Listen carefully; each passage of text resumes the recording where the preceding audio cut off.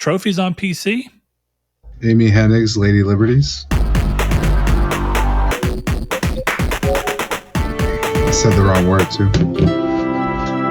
That's all right. It happens. Lady Liberators, Chris. Apparently the intro is just going to keep looping. The whole episode is just us talking over the intro. That'd be good. Sick beat for 2 hours or whatever. All we'd have to do is just make the episode like a spoken word chronicle to that beat, Yeah. Every piece of news be like, this is the beat that it'd be terrible. I'm sorry, I didn't write the news as a rap. I mean, you could have. The Pokemon rap in the late 90s and early 2000s was an absolute bop. And I don't know if you remember the Digimon rap, also a bop. No, nobody Moral of the remembers story the Digimon is rap. we would be a lot more popular if we had a rap that all the kids knew, because that's how things work, Chris. Get with the times, okay? This isn't the 1960s anymore. Doug? This is the 2000s. What are you talking about? Don't make me write a rap to our beat. Did you just say you're just saying words at the moment? I don't. Words at fast speed and a rhythmic cadence. Yes, that's exactly what I'm calling for, Chris. All right. But you know what, Chris? For anybody who is new to this show, I guess it's time that we tell them, welcome to Triangle Square, the PlayStation podcast. I'm your host, Brett Beck, and alongside me, hating on the musical rhythms of the early 2000s is one. Chris Figs. I'm very Chris Figs. I'm going to change your title card on the video version and say, Chris Figs. That works for me. It's more apt. I also have no problem with rap music. Sure you don't. Go and listen to your David. Like. Go listen to your David Matthews. Oh hell yeah! Yeah, go listen to him and your Taylor Swift's. Actually, shit, Taylor Swift does rappy stuff, doesn't she? Yeah, she's a hip-hopper. She lived through that age where all pop songs mysteriously had one rap verse in them. Do you remember those? Like the late 2000s? Yeah, I do remember there was that Selena Gomez song. What song was it? It wasn't naturally. It was, Are You Ready For It? Yeah. And then you have that part where. No, this is a completely different. I didn't want to get into it. I love Selena Gomez's Kiss and Tell album. I just want you to know. But now her and Taylor Swift may have a very similar sounding song. I'll let you know that too. But the song I'm talking to has her go, yeah, I'm ready for it. Really ready for it? Yeah, I'm ready for it. You talking about Taylor Swift or Selena Gomez? No, talking about Selena Gomez. I'm pretty sure you're wrong, but that's okay. We can move on. Hold on. Now you got me over here. Look, it's Selena Gomez in the scene. And the song is called Tell Me Something I Don't Know. And the chorus goes like, tell me something I don't know. And then randomly in the middle of this is a verse from a rapper, because that was that era. All right. Like, you just have to listen to it. You can trust me for now, and I'll trust you that there's probably a Taylor Swift song that sounds almost identical. But we'll have to wait and see. No. I'll trust you if you trust me, Chris. Put your fate into my hands, and I shall return the favor. Okay? Fair enough. I'll do that. Look, you have your Taylor Swift. I have my Selena Gomez. We'll have to trust each other on the veracity of the musical knowledge. Though mine will be limited to Selena Gomez in the scene. I know a little bit of Selena Gomez's stuff when she started doing completely solo. But yeah, let me like my weird music choices, and I'll let you like your weird music choices. I will go from Selena Gomez to Guar to Periphery to the Sweeney Todd soundtrack, because I can do that, and this is America. God bless America. I say that as if you can't do that in most other countries. But yeah, Spotify is an international company, dog. Oh, bro, it's not Spotify. Listen. Google Play Music. Actually, it's YouTube Music now, but let me use my old man terms. That Yikes! Get on your Yahoos with your AOLs. Who uses Tidal? Tidal's actually sick for one reason. Up until recently, they were one of the only things where you had high quality MP3. So if you're like a real audiophile, it helped because you were streaming WAV files, higher quality, which is nice. Fuck yeah. But everybody else is catching up, bro. I Listen, believe that. don't be hating on anybody. But listen, this is a gaming podcast, Chris, as you may know. Okay? This is a gaming podcast viewed through the lens of PlayStation fans, not viewed through the lens of, I guess technically it is viewed through the lens of fans of Selena Gomez and Taylor Swift and a multitude of other things. But we're focusing on gaming right now. So listen, I want to start this show off the way we always do, and that's giving the listeners who have been very patient, because we know this episode should have been up technically today, but my internet was giving me problems, and now I have a new modem and router combo that looks like an Xbox Series X, which I told Chris I thought was very funny because the joke was always that the PlayStation 5 was supposed to look like a router, and yet this looks like a Series X, and my last modem looked like a 1X. So, who looks like a router now? Anyway, Chris, what have you been playing? Let the people know. Cult of the Lamb. Hey, one game. Almost like you hyper-fixated on something. Now, what about the 13 other games that you inevitably tried and then played for 5 minutes and stopped playing? No, I played Cult of the Lamb. Look at you. And MLB and Apex, but that doesn't really count. Oh, okay, yeah. Well, MLB and Apex count. Did you play them? I did play them, but I always play them. I don't know, you weren't clearly in the show, but like the first 50 episodes, maybe it was a little bit later because I think it came out, but once Dark Souls 3 came out, like 30 episodes in, like the next 30 episodes at the very least, every week Solid play. Yeah, I played Dark Souls 3. that was it. Yeah, that's my thing. I don't feel like I need to say the live service games that I've talked about multiple times on this show that I still play said live service. I still play Apex and MLB The Show every day, but most of my gaming being between those. Yeah, I mean, clearly I know just from talking to you this week that you've been on Cult of the Lamb a lot. Quick pitch for Cult of the Lamb, because I know clearly you've been loving the hell out of it. For anybody listening who you think, what's your quick pitch sale to get people to play it? It can be as short as you want. I mean, I guess for you it's Rune Factory with a roguelike dungeon crawler with a cult that you manipulate. It's pretty great. Okay. Yeah, it's pretty sick. Like I was telling you, I had that whole experience with you in Cult of the Lamb, where I started naming all my followers after people I knew, so it felt more real, man. And then yeah, you started dissenting from the cult. And I hadn't learned the crafting for a prison yet, so I just sacrificed you to the chained one and have not brought you back to life.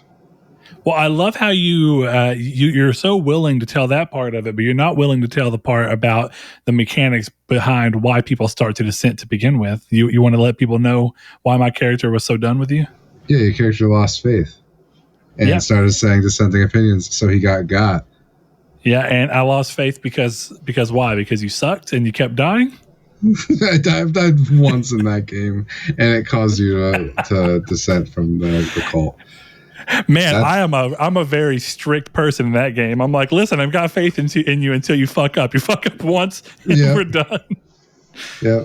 Well, it's all right, Chris. Maybe I'm not that way in person. I guess you'll just have to wait and find out. If I ever start a cult, I'll be fascinated to see. I mean, I'd like to think that I wouldn't be pulled into a cult. But you never know.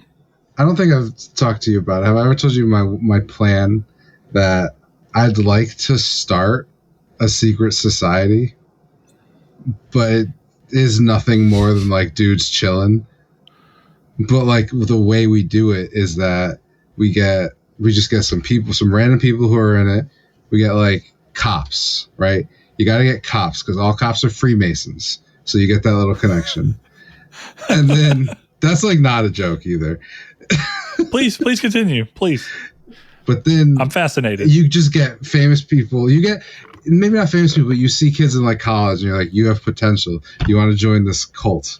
But you don't even have to call it a cult. You just you want to join this club.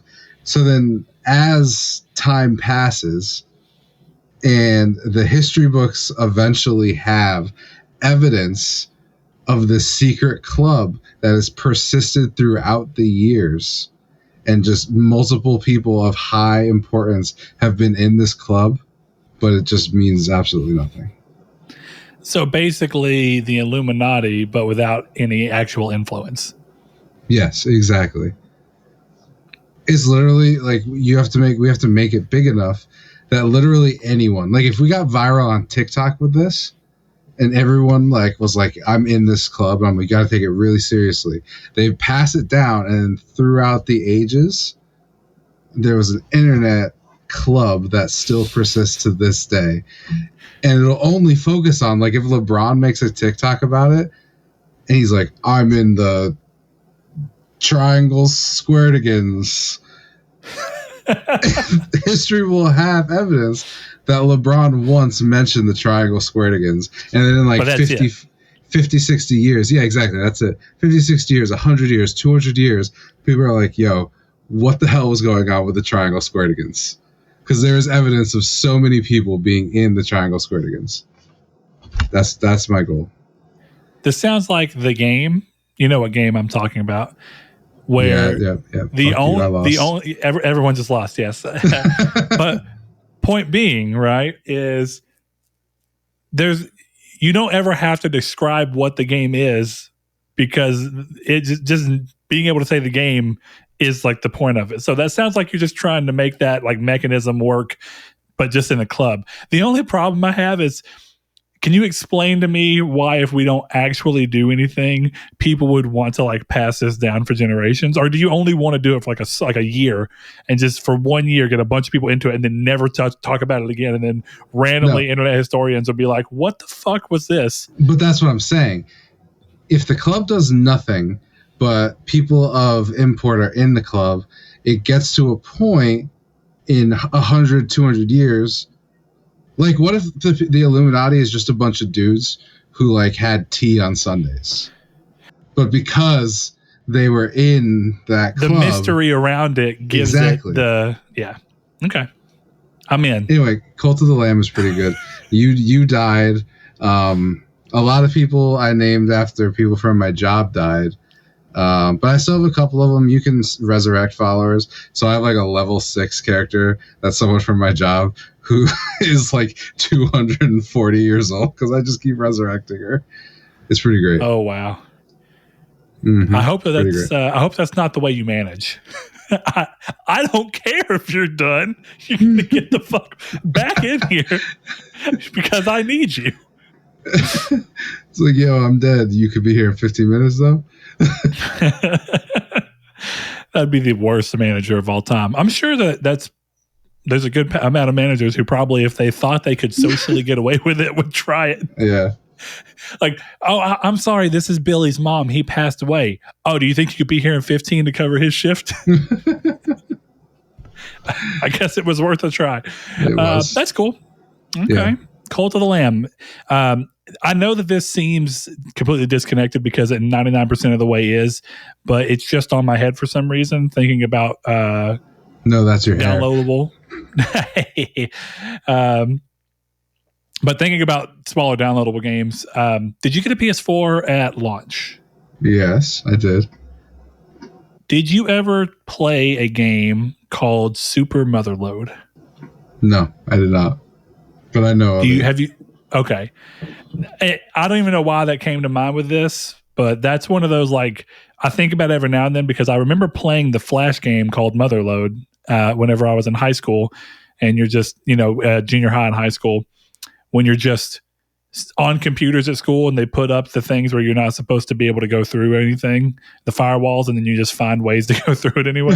So I remember playing those types of games, the Flash games at school, and I always loved that one, and I beat it 1,000,000 times at school. And then that game was like the same game but way bigger and the same general purpose, but that game is really fun. I bought it. That was like one of the first. It was the first game I played because I was really excited for it. If you ever are just bored, you should go download it from my list and give it a try. I'll give it a try. I always wish that it had made it to the Vita because I felt like it's a great handheld game, something you could pick up and put down real easily. But that didn't happen. You didn't do that. Hey, like I said, somebody ported Sonic Mania to the Vita. Maybe somebody can port Super Motherload to the Vita. I'm sure it's possible.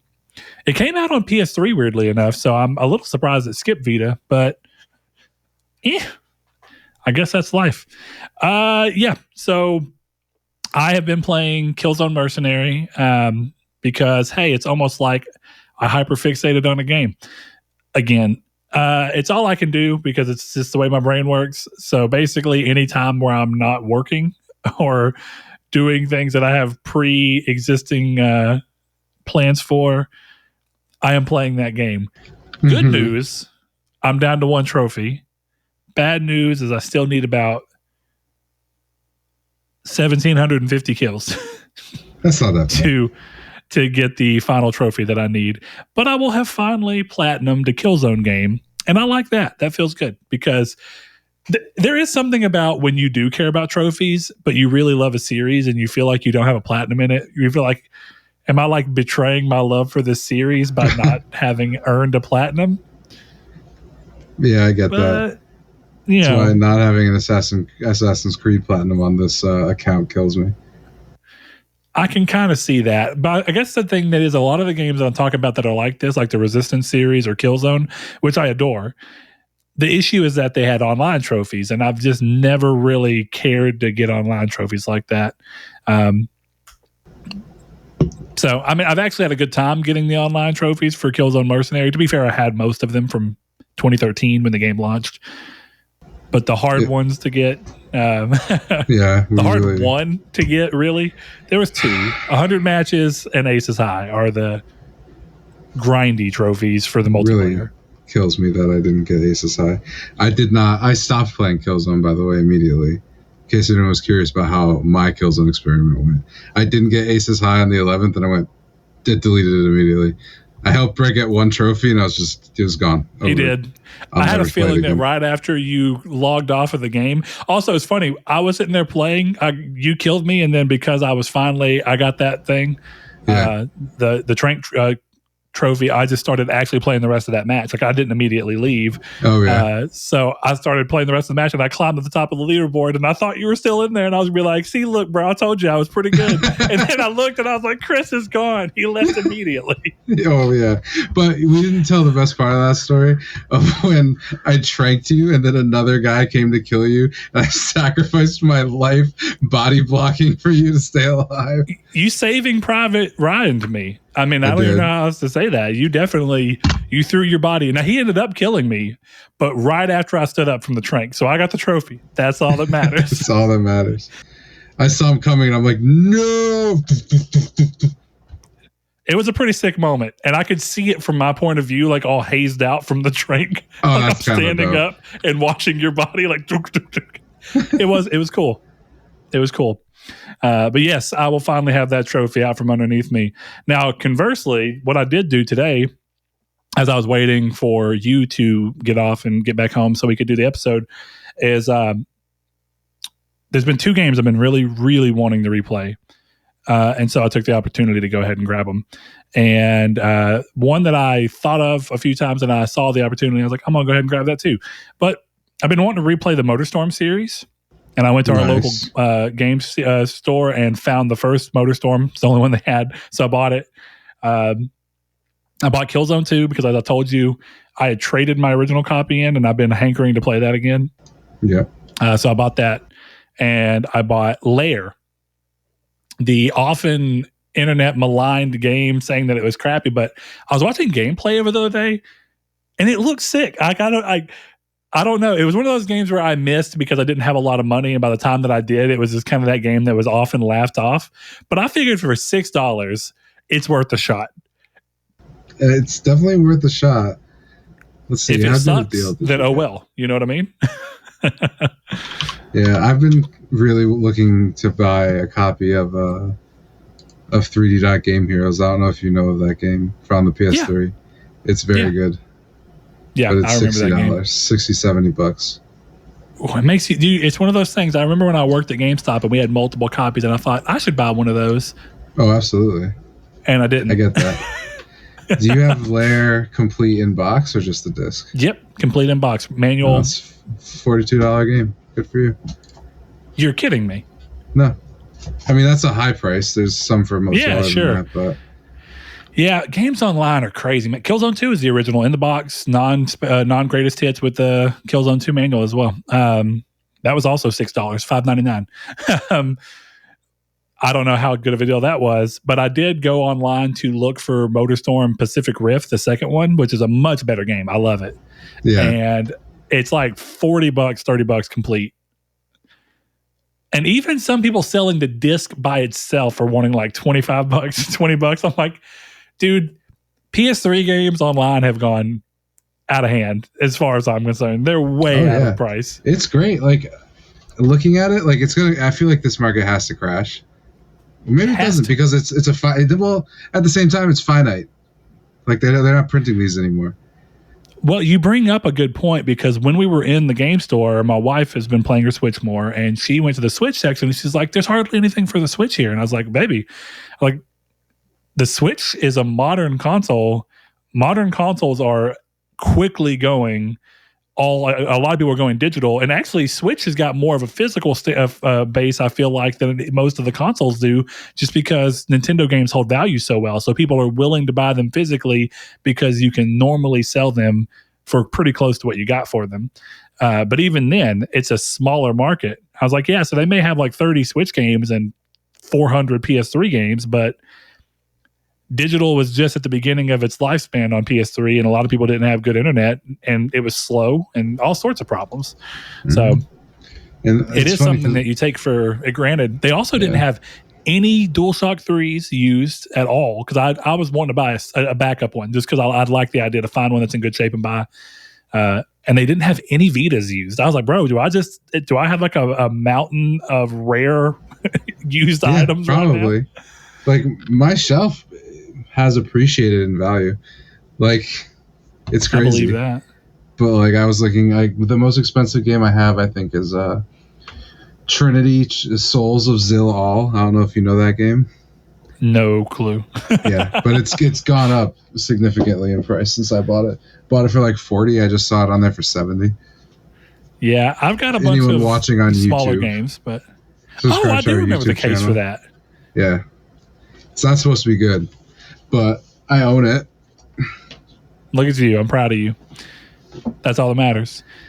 My MotorStorm was just a clear case. It was at least in a case, of course, but it was just a clear case with a Game Exchange and MotorStorm written like shit on the front of it. Dude, every time I go to that store, they're so cheap that they just put in the little things that say Game Exchange and then they hand write the game on it. You can hardly fucking read it. I would fire whoever does that.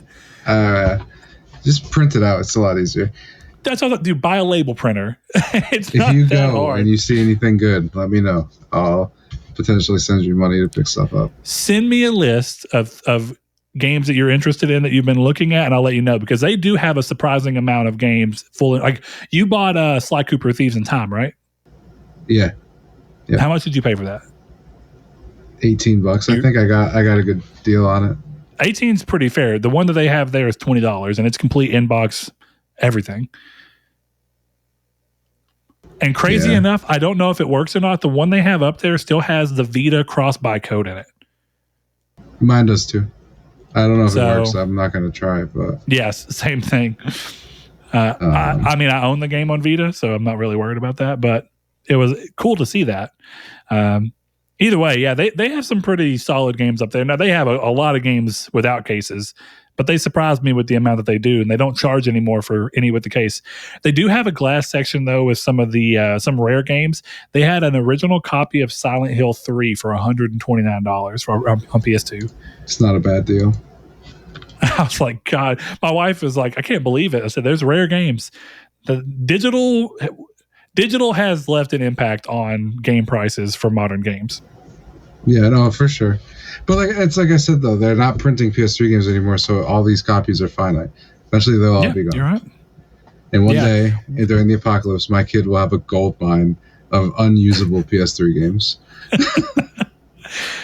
I've come to the conclusion that I need to change finally the 80 gig hard drive out of my launch model backwards compatible PS3 because I went to go install Twisted Metal because I love the PS3 Twisted Metal. It's a great game. And put MotorStorm on, and it said I didn't have enough room. And I was like, oh, I forgot. I have my 500 gig George Foreman grill back here, the slide top one. Yeah. And then I have my 80 gig original, and I've never bothered to change the hard drive in the original. But I think I need to because I like playing it. But dude, it's so loud just playing MotorStorm, which also holds up really well, dude. MotorStorm 1 still looks great. Yeah. I was like, man, this is fun. It's everything I remembered it being. Good time. But the PS3 was just, woo!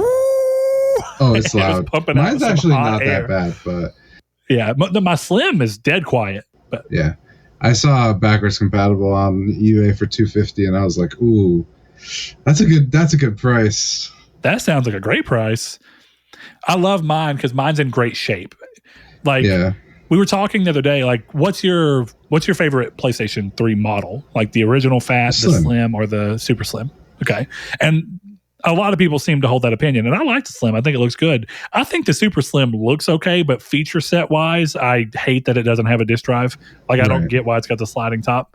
But my favorite's the original one. But I guess it's just that thing of like, I think the original one looks so fancy. Like, it looks so high class. But they look like crap if they're not taken care of. Like, I had a buddy who bought a 40 gig model from a dude in the parking lot at GameStop for like $60.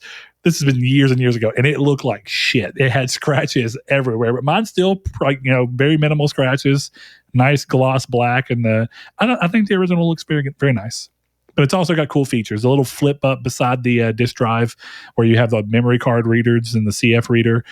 All that stuff is just cool, but. Alas. So MotorStorm was fun.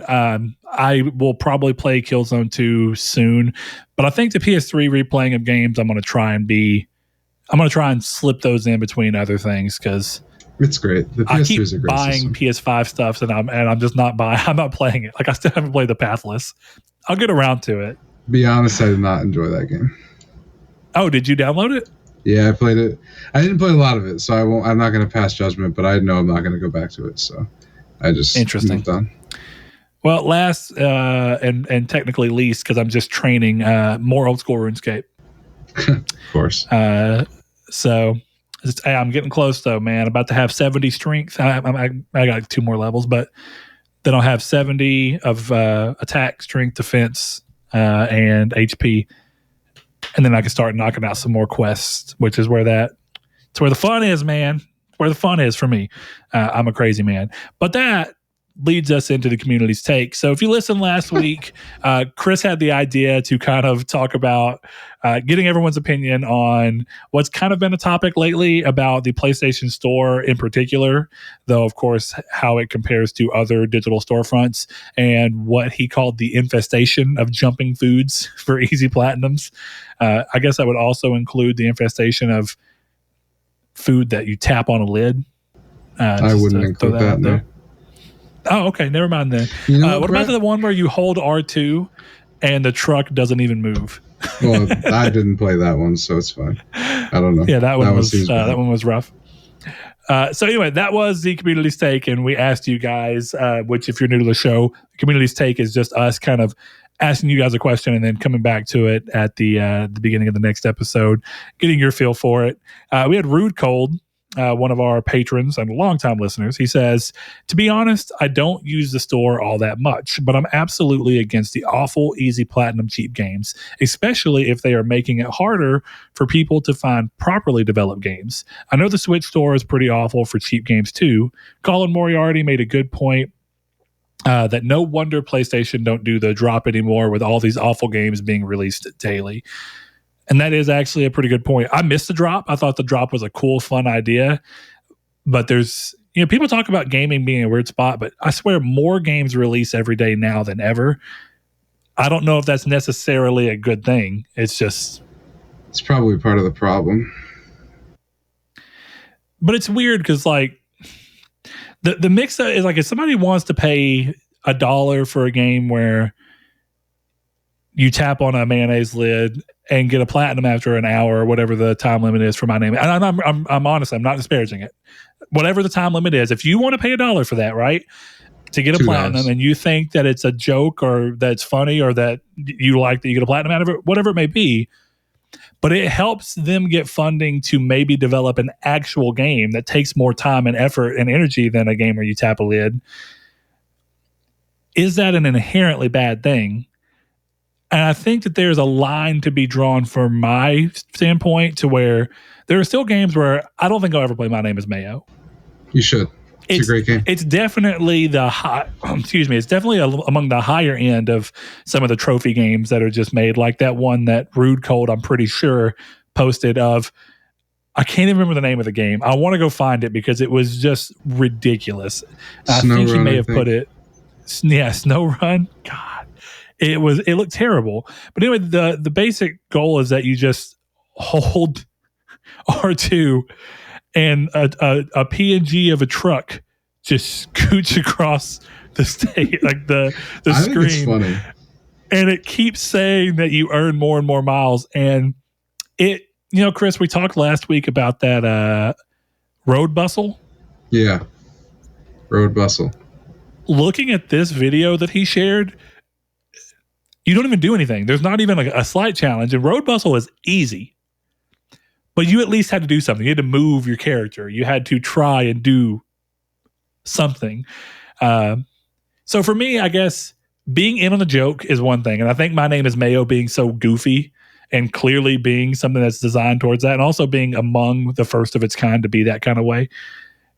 I think there's more of a reason to say My Name is Mayo deserves to be on there than there is to say that 1,000 plus puzzle game that was like took 2 seconds to solve a puzzle and you get a platinum, that they actually did delist that game, and then this Snow whatever game. So to that degree, Snow Run's not on there anymore. I don't know about Snow Run. I was talking about the what was that? It was, hold on, PS4 easy platinum game. You're not that. There's no reason for you to Google that. There's going to be thousands of games on there. Are you joking? Hold on.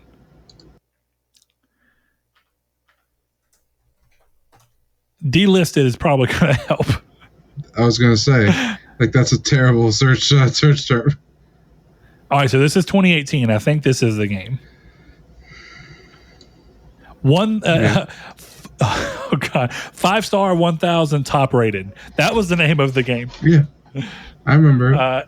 And it was delisted. And I don't know if it ever came back. They originally said it was supposed to. But either way, point being is I think there's a fine line. I don't think that they should across the board be gone. Like Mr. Misagi is apparently a very easy platinum, but seems funny. What's that game that you got the easy platinum in? The Pizza Boy Saves the World? Oh, yeah. I think that's pretty much exactly what it's called. I'll look it up. The Pizza Delivery Boy Saved the World, yeah. Yeah, okay. So I don't know. We're going to clearly get more on this, but on his in particular, any responses to Rude Colds? I mean, I think that the mention of the drop that Colin says is probably fairly accurate because I feel like they stopped the drop around that time. The drop thing is a good point. I think the problem with these is not that they exist. Like, I don't care that it exists. I don't care that I saw a guy who has 2,400 platinums today. Like, that guy, like, I have, maybe 10 of them, right? Like, that are easy, just, even, like, in the category I'm thinking of like, Road Bustle, I don't think I have that many of those. I have, like, Ratalaika games, but those have gameplay in them. So, choose your poison. But like, if you're just picking up like every version of Jumping Taco and then buying the EU version and then also buying the AU version and the freaking Mars version to get one platinum trophy, I think that's aggressive. But I just think the thing that Sony needs to do is just not show them. Like, why can't they exist? But like, put it in a freaking list on PSN profiles and True Trophies and let that be that, but don't put them in the new games section where I'm looking for Saints Row and instead I see Jumping Taco DX, Jumping Taco Remastered, Jumping Taco SNES, Jumping Taco Arrivederci Edition, Jumping Taco Chips and Salsa Edition. Like, I don't need that. Yeah, well, there's a number of responses that are kind of very in line with yours. So the one I'm going to choose to read from Ken Nace over on Facebook, he says, I think that Sony really needs to improve the search function on the store. As far as easy platinum nonsense games, I don't care about them at all. It doesn't bother me that they exist, but Sony has to do a better job of making sure that they don't bury better games on the store.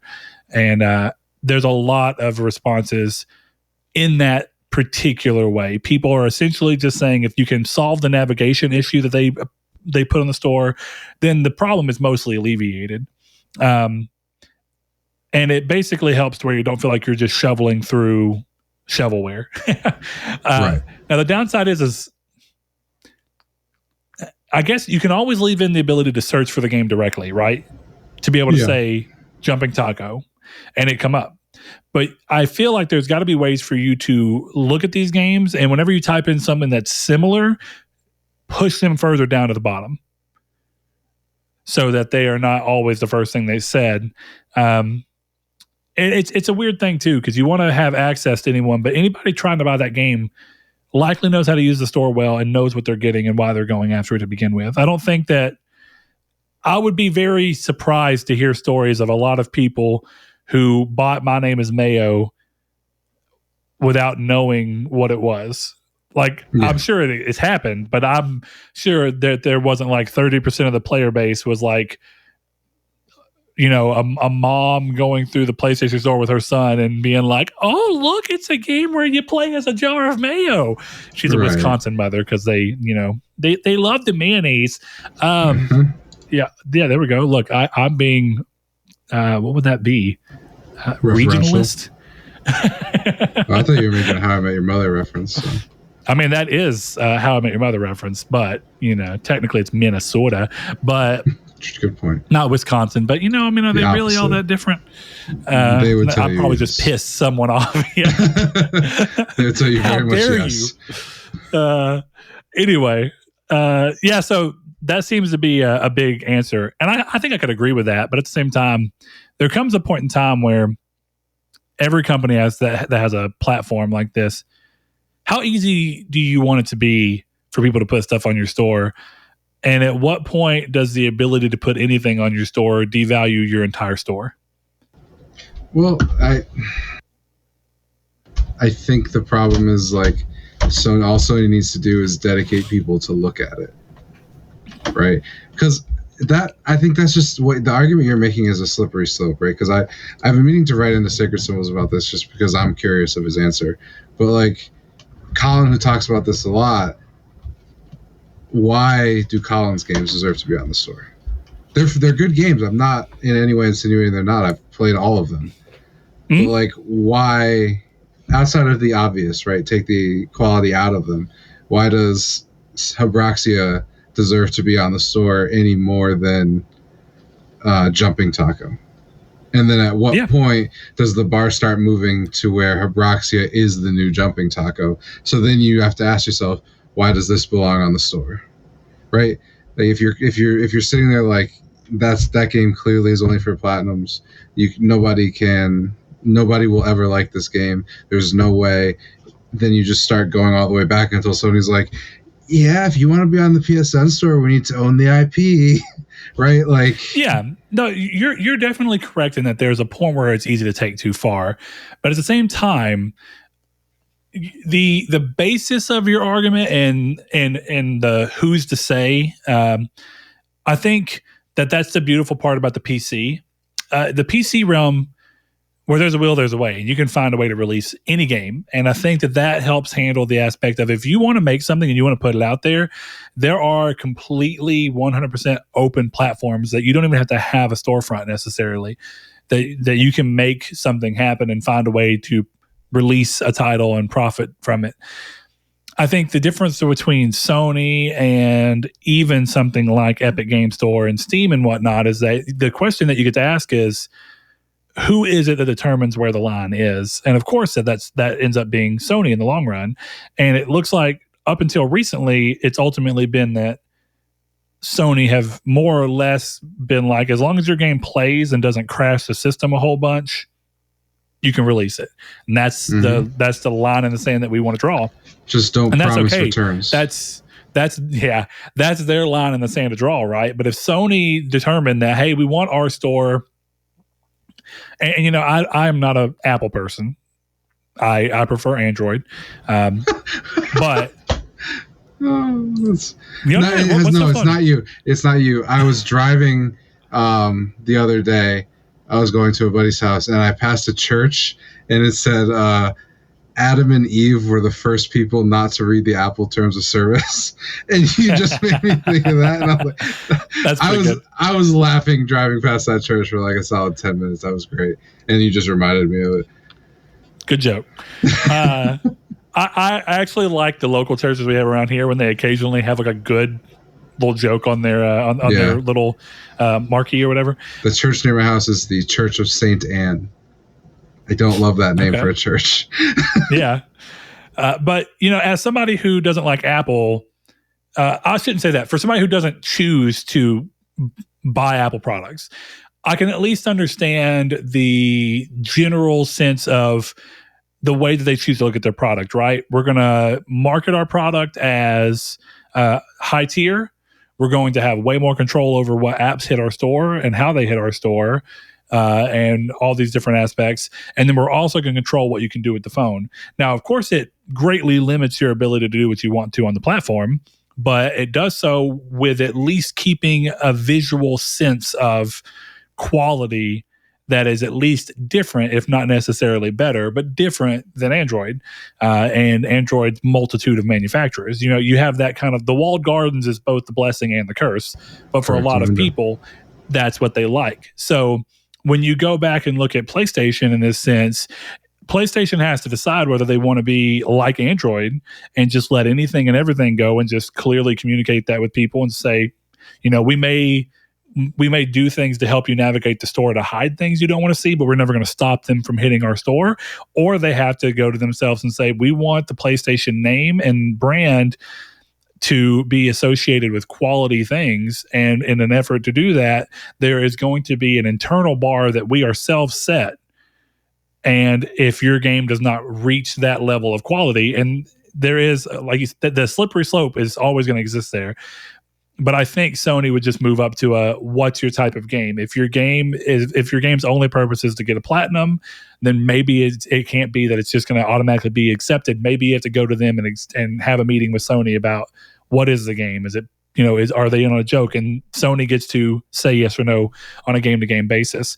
Whatever it be, Sony has to make that decision and then follow through with it. I'm a little surprised that Sony seemed to have not landed on the fact of setting an internal bar, only because of the fact that Sony has gotten so heavy-handed with their censorship policy. And I imagine that the reason that they've done that with their censorship policy is in an effort to have it to where worldwide Sony is synonymous with quality games that don't cross into potentially, controversial territory. And that type of mindset would make me think that you would also want to do that just on the type of games you allow in your system from a sheer, what is the need for this game to be here? And while you can have that question of there's always going to be the person who doesn't want you to be the person who says what is or is not a viable product or game, every store in existence is that. And it's just up to you as to what bar of quality you want to set and what aspects of quality do you want it to be. But go ahead. I think clearly you have a response. No, it's just I think I might have just misled the question, like, because my question is not saying as much like, yeah, it's a slippery slope, but it's, my question is more just like, what's the bar, and like, yeah, who decides, blah blah blah, but like, what is the bar? What is it? It is, you know, I wouldn't necessarily call The Walking Dead a video game, but it's one of the best things I've played on PS3, right? Mm-hmm. So like, at what point are we like, well, there's no real gameplay here, so it can't be on the store. You need to put it in the movies section. You know what I mean? Like, what is the bar for the games on the store? Like, yeah, I would imagine that truck game, for sure, that's a little, there's nothing to that. But at the same time, there's technically gameplay there. Like, that gameplay is arguably the same as The Walking Dead's, right? Like, almost more engaging because you're holding up trigger the whole time. You could put the controller down for a lot of Walking Dead and be fine. Yeah, but there's something that's engaging you, right? And I think the argument to be made towards that truck game, while we're talking about specifically it, is that how does it engage you? You don't even see a moving environment. The truck doesn't do anything. Now, of It course, engages you you're by right. popping trophies, right? Like that's the engagement. I guess that could be your only, if that's your only argument. But you're right. I mean, it's definitely a hard thing to approach. But at the same time, I just think their real answer has to be that while I don't love it, I think Sony just has to pick a lane and then back that lane up and say, this is the way that our platform is going to be. And that's what we're doing, and we're going to stick with it. And they can kind of best of both worlds by making it easier for people who don't want to see those games, able to hide them and filter through things in the store. But ultimately, if they want to leave them on, then that's fine. But they need to communicate that now, and they need to communicate it clearly. I think that's really where my draw off is, personally. That's fair. I want to get one more because I think it's a really well typed out and thought out and kind of researched one. Rudays93, one of our other patrons, he says, I don't use the PlayStation or Xbox Store too often, but did decide to compare the two just to see if they were at all similar. Out of 114 games for both, PS Store had 49 games at $4.99 and under. The Xbox Store had 18. Out of those 49 PS Store games, 36 were $3 and under. The Xbox Store only had 2. So this could be the case of Sony being the bigger platform or the publishers of these cheap games trying to take advantage of trophy hunters. But in my opinion, I think because of the ID at Xbox program, Microsoft, as they are, more easily able to filter in what indies come into their store and not get overwhelmed with a bunch of these $3 and under games. And basically, I think he's just saying that because there's a more strenuous process to hit the store as a indie, that the real, and this might be a weird roundabout solution for the PlayStation thing, just limit how many games that you release from an indie standpoint per week. Say, hey, we want to be able to have real time with each one of these games so that we can understand the quality behind it and if it's running well. And that means that every week we're only going to release 5 indie titles, 10 indie titles, whatever the number be. And say, anything that doesn't get in there, you can try again later and we may eventually get to you. But, and then use that as a means of keeping things out, because I think by some degree, if you limit how many games you release because of how many games you allow to go through your certification process at that point, then by nature of that, you're going to slow down the amount of games that are like this that hit just by a nature of volume of games. So it might be a roundabout answer, and it may also help the feeling of being overwhelmed when you start up the store. Sometimes you open the PlayStation Store and you feel like there's like 40 new games released. That's clearly a slight hyperbole, but that it does happen. You see like there's too much, and not enough of it feels like something that you've even been made aware of. And that can feel slightly overwhelming. So maybe it's a 2-in-1 solution there. But what do you think about that? I think that this one is interesting because all I'd say here is that to some degree, it's clear that Sony is the bigger platform, and therefore publishers and game developers who can only make a game for one system are going to tend to target the PlayStation more often because ultimately there's a higher user base and a bigger chance to make more money. So if you're going to roll the dice on one, you're going to tend to roll the dice on the biggest market that you can. But what are your thoughts? I don't know. It's interesting, but again, it's a matter of like, does Xbox just hide it better? I don't know. I couldn't find Jumping Taco or whatever the hell that game is called on the Xbox Store. But it's just, I don't know. I don't necessarily think that a game being $4.99 is any indicator of what the quality of the game. That's the problem. Mm-hmm. I think the other thing is that you also don't know if a $3 game is a game that's only made for easy platinum. Mm-hmm. There could be someone who just made a $3 game that is a fun little game that takes 45 minutes or an hour to complete, and they felt like $3 was a fair price for the level of game that it is for their know-how and development know-how. And I guess the biggest sad part of this story is that when you do have the issue with PlayStation of games going for easy platinums, serious games at a certain price point run the risk of being ignored because they get lumped in with other games but it's part of the risk and reward of going on a platform as big as PlayStation. That's true. So, but I mean, unless you have anything else you'd like to round that off with, I think we can go ahead and move on to the news. What do you think? I do not. Feel free. All right, guys. Well, we appreciate everyone who reached out. We know some of you are first-time people reaching out, like Gamers Gamut and RMGO731 over on Twitter. We appreciate you guys. We just feel like we got a good coverage of with other answers. So feel free to keep responding in. We will get to you eventually. We appreciate it. But we're going to go ahead and move on to the news. Remember, if you are listening to this show, but you'd rather be watching it, you can find us on YouTube. If you're watching and would rather be listening, go find us on your favorite podcast service. Rate and review the show, like and subscribe, whatever it is. If you're on YouTube, it helps us out, helps other people find us, and it also helps us know what we're doing right, what we're doing wrong. So we appreciate all of you who go out of your way to do that. And of course, appreciate all of you guys who go over to patreon.com/Nartech and become a patron for as little as $1 per month. Just like our man Stingray X, who is our newest patron as of this week. Thank you. We appreciate you and hope that you continue to enjoy the show.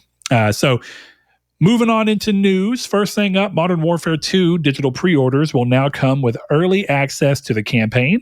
People who pre-order the game on digital storefronts will unlock campaign access on October 20th so that you can get in and play a little early. It's a nice perk. It is a nice perk.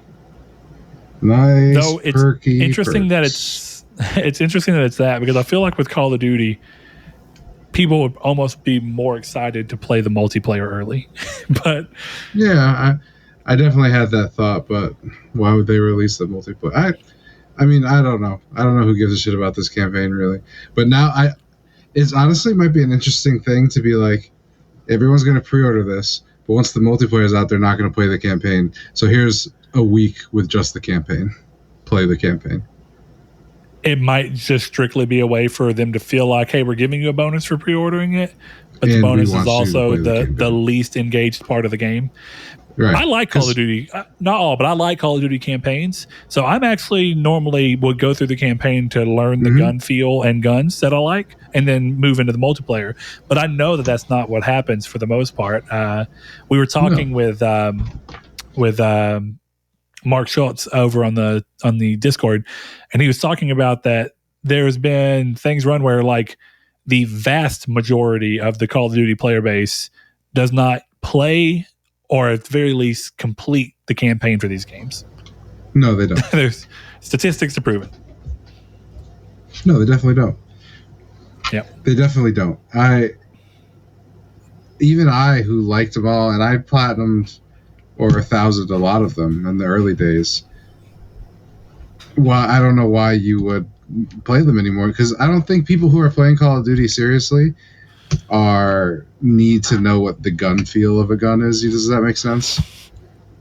Probably, because if you're somebody who plays Call of Duty consistently, then you probably there's got to be a level of comfort even for the fact that they're different. Like, I know that the Treyarch games, certain guns feel different, and the gun feel in general is a little different from like the way that a Modern Warfare may play, or something from Infinity Ward. But at a certain point, an AK-47 is an AK-47. It's an AK-47. True. Right. Yeah. I think there makes more sense when you'd be moving across a completely different franchise and with potential for a completely different gun. Like, there's a big difference in the way guns feel in Killzone and Call of Duty, or Resistance and Battlefield. So there is point there. But if you're a big Call of Duty player, you probably have what you're going to play with. So it's interesting. It's a shame, because I actually feel like every now and then they really deliver with the campaign, and they seem to go out of their way to actually make good campaigns, and the majority of people, or the majority of their player base, don't care. Oh yeah, I'm just as excited to play the campaign as I am to actually get into the multiplayer this time. I can't wait for that game. Yeah. I heard a lot of good things about the first campaign, but I did not get around to playing it. Still haven't done it. Oh, you should. It's an easy platinum too. So I don't own the game. I borrowed it from a friend once. And, oh, you own the digital version. I'm dumb. Yeah, sorry. Didn't even think about it. Look at that. We talked about this. Yeah, I may play it one of these days. I mean, I'm in a good spot for shooters right now, but I'm probably going to carry that Killzone on into Killzone 2 so I don't lose. I've got the pocket in for the Killzone gun feel right now. And even though it's going to be going up to a bigger controller, it's still ultimately similar. So try and keep that in mind for a little bit. But then, yeah, I'm definitely, I do love shooter games. I like shooter games, and I like that they have smaller campaigns. There's something that's good about just playing a quick 10-hour campaign and being like, that was good. That was fun.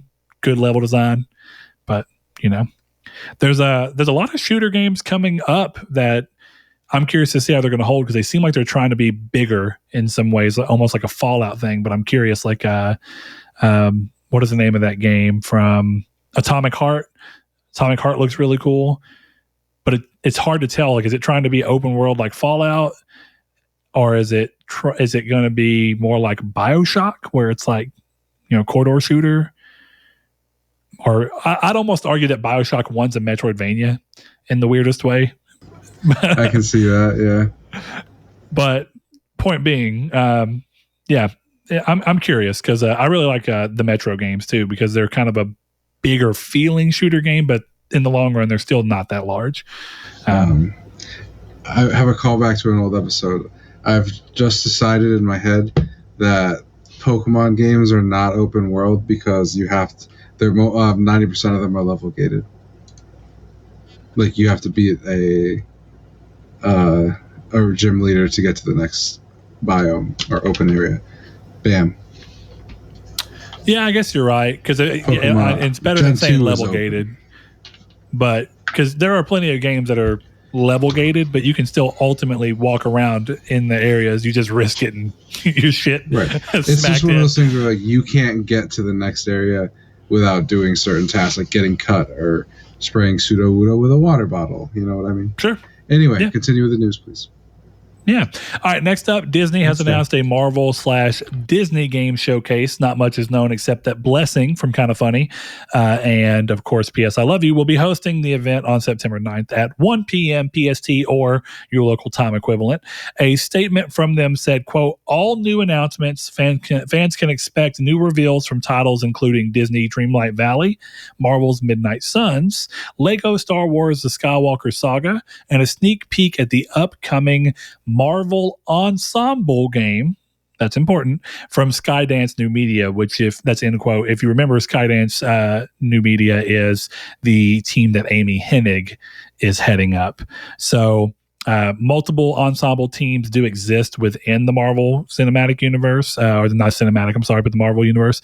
So you have Fantastic Four, of course, and I think that's maybe Chris's hoped for game. We'll see. X-Men. You have the Defenders, Thunderbolts, of course, Guardians of the Galaxy. Those have already been a game made, so unlikely. There's the Lady Liberators. So feel free to take your guess at whatever it may be. Chris. Yeah, hi. What is your preferred Ensemble team game? And do you have in your mind, is there a way that this game plays? Or do you trust Amy Hennig from a quality standpoint? Yeah, I trust her. I guess because it's her, I would imagine it'll be something like Guardians of the Galaxy, and I hope they do that. But I would hope they would do it with more homogenous team. I think, because I feel like you would want to play with Mr. Fantastic and with, you know, Beast, or not Beast, what's his name, the Thing, and Johnny Blaze. I don't really know how you play with Mrs. Fantastic, but either way, I'd like to see someone like the Defenders, where, like, they all have different powers in a way, but they all really just punch a lot, you know? So it sounds like you're kind of saying like an Ensemble game that's a little more like what Gotham Knights is doing, in the sense of 4 different characters, but they ultimately are going to share a core of something similar, and then their unique abilities will expand. Well, I think the one problem with Guardians is that you want to try. I would love to play that game as Rocket, just as I would love to play it as Drax, just as I would love to play it as Gamora, just as I would love to play it as Groot. So, like, and I guess you run to the same thing at any point, having other characters. But I think in a team where it's like, yeah, in the end we all just fight well, might be a lot easier pill to swallow than not being able to play some of the other cool characters. Like if you had an Avengers game and you only played Captain America, that game would be shitty. Right? Because fair. Inherently it's just a beat 'em up when you could have Iron Man. It could be a great Captain America game, but at what point is it like, why'd you even call it the Avengers if all you do is play as Captain America? Well, not even that, because they did it fine with Guardians, but the problem is like you're right, they did do it fine with Guardians. Captain America is boring to play as when right next to me Iron Man is there flying around, or right next to me, Thor is shooting lightning, or right next to me Spider-Man is spidering, Yeah, it's weird because I agree, depending on the team, that you've got it becomes a harder sell to try and make it work. But I actually felt like Guardians of the Galaxy did a pretty good job with making you feel like you're having some influence and control over what the other characters are doing, even though it won't let you get completely in their shoes, by having it to where you can do team up things with them and you can control when they do certain actions. And yeah, they're on a timer, but it almost gives it a Dragon Age Origins vibe to me, to where it's like you're issuing commands out to some degree to these other people, even though you're playing as a singular person. And I thought that was kind of cool. But you're right. I think depending on the game, I don't know that Avengers would have worked that way. Even if Avengers said you're only going to play as Iron Man, I think you're still going to have that part of you that's like, but now I kind of want to be Thor, because you see him in there and that expectation is kind of like he's there. So it's weird. I don't know. I'm curious as to what type of game I think it might be. It's easy to think that it'll be something, clearly it's going to be something narrative driven, because that's who Amy Hennig is, and that's a smart move. But I'm curious gameplay wise, you got to think it's basically been an entire console generation since we've seen a game from her. The last few titles she was working on got Jade Raymond, and they just got canceled. So a lot of these big names in the industry that people at one point in time loved have gone an entire console generation without getting anything out of the door that players can tie to and be like, yes, that gives me a mental preparedness. Like, I'd be really surprised if her next game was anything like Uncharted gameplay wise. But I'd also be surprised if I wouldn't be surprised if it was either. It's kind of a weird in between. But I'd be interested to see. I don't know. For me, the Fantastic Four, it feels too varied of a group of people to not switch and play Stretchy Man and then play. It just seems like a waste to not have the Fantastic Four and all of them together and then not switch them around. Because the powers are so varied, but that's really all it is. It's just the varied powers makes it more interesting, and I'd want to play as Mr. Fantastica and the Thing. When, even though, you get my argument at this point. I'm just kind of belaboring the point. I have it's just hit my mind, and I've been meaning to talk about this on the show for forever, and I don't know where else to put it in. So in between these pieces of news, I'm going to pitch to you an idea I had for a game. I think it's. I want to hear your thoughts. Okay, thanks, Chris. Next piece of news. No, I don't even know why, but I was talking with my friend the other day. We had to go pull his vehicle from 2 hours away back to my town. So we're in the truck for a long time, and we started for some reason talking about games that have fishing in them, like RPGs that include fishing as like a thing to do. And I started talking to him. I was like, it's not that way in Nier if you ever get around to playing that. But then I kind of got to this weird idea in my head where I love this idea of where you make an RPG where the main line mechanic is that you use a fishing pole essentially as a bow and arrow. So my idea was like it was going to be like a dude who's like a big fishing person, and then like some event happens to put in a thing where he has to take the fishing line and like pull it back and basically arch the fishing line over into like a bow shape and then tie it back around. And then the mechanics where the bow would be almost like a scorpion thing where you can shoot the bow into them and then use the reel like quickly to spin it and whip them towards you. And I just, in my head, I was like, that could be really fun. Like, it's a very basic idea. I don't have anything else figured out. I don't mind the idea. The gameplay loop sounds cool. Because you have gameplay, you don't have a game. Yeah, you're right. I don't necessarily have characters or anything, but I have a mechanic that I'd like to see in a game. And I definitely have a rough world setup. I like the idea of it being a fisherman who's, somebody who's really good at fishing, but they're being thrown into this thing where they're having to use their fishing pole in a very different way, but in a lot of ways it's still similar. And I was just kind of trying to think through ways in which that would influence the gameplay. And I like this idea. Here's what I want to see. I want to see a fishing game where you cast your line, and it's like you're fishing, and once you get a hit, it turns into it goes into a cutscene, and it's just Tekken. Is it you fighting, or is it like your lure fighting the fish? It's you fighting. Or you can upgrade your lures, so it's the lures fighting, but then you can upgrade them. You can get like a Mike Tyson lure, you can get a George Foreman lure, you can get a Falcon Punch lure, and then you could get buffs for your lure that would buff your character in the arena. Bang. Okay, that's a good idea. I feel that. I know you weren't listening back then, but did I ever tell you about my fighting game idea where it's historical people from throughout time who are pacifists, and when you fight, it's just you like throwing words and stuff towards the other person. So it's like Phoenix Wright and Smash. Basically, yeah, very, very similar to that. And actually, I remember the first time I saw that in Smash, I was like, that was very close to my idea. I imagine like Martin Luther King like hitting people with like, I have a dream, and you just see it like come out of his hand, like smack somebody. Wow.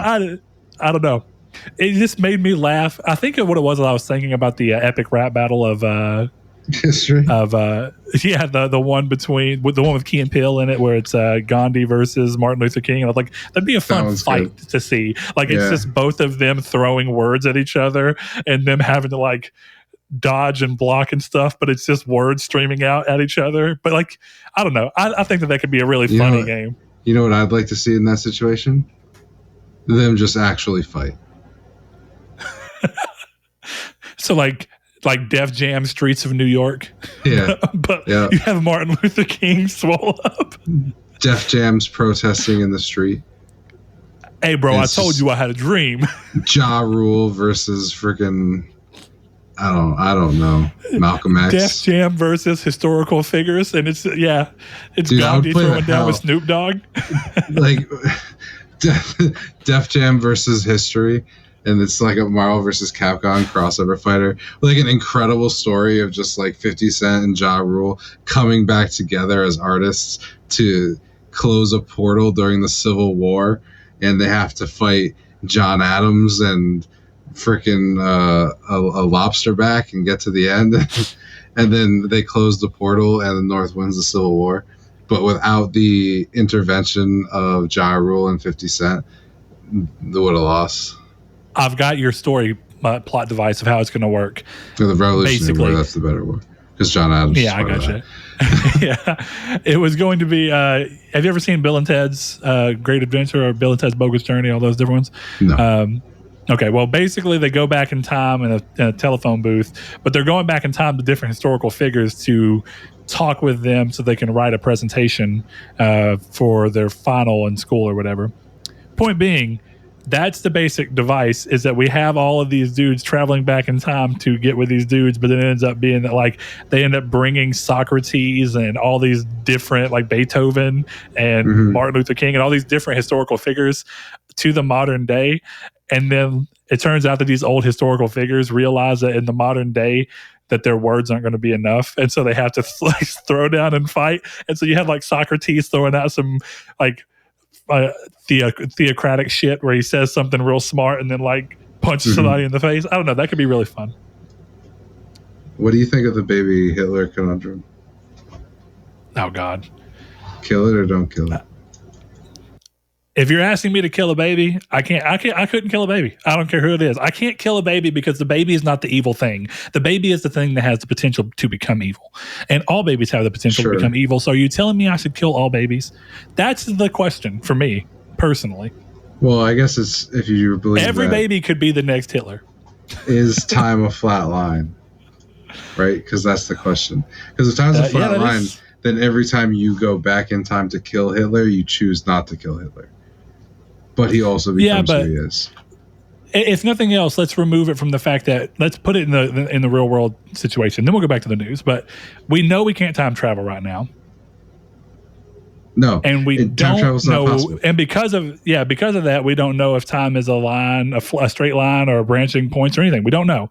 So instead, let's look at the mechanics of what it is. Right? The mechanics would be, okay, if we look at the question that you're asking, then you're asking me if I could look at a baby and know that it could grow up to be the next Hitler, would it be right for me to murder it? And my answer would be no, because all babies could grow up to be the next Jeffrey Dahmer or anybody, right? Sure, but none of them killed 6 billion people. Okay, the next Joseph Stalin arguably killed more people than Hitler. I would kill him in the crib too.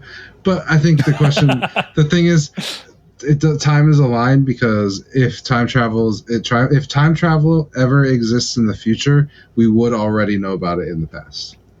Here's the thing, Chris, right?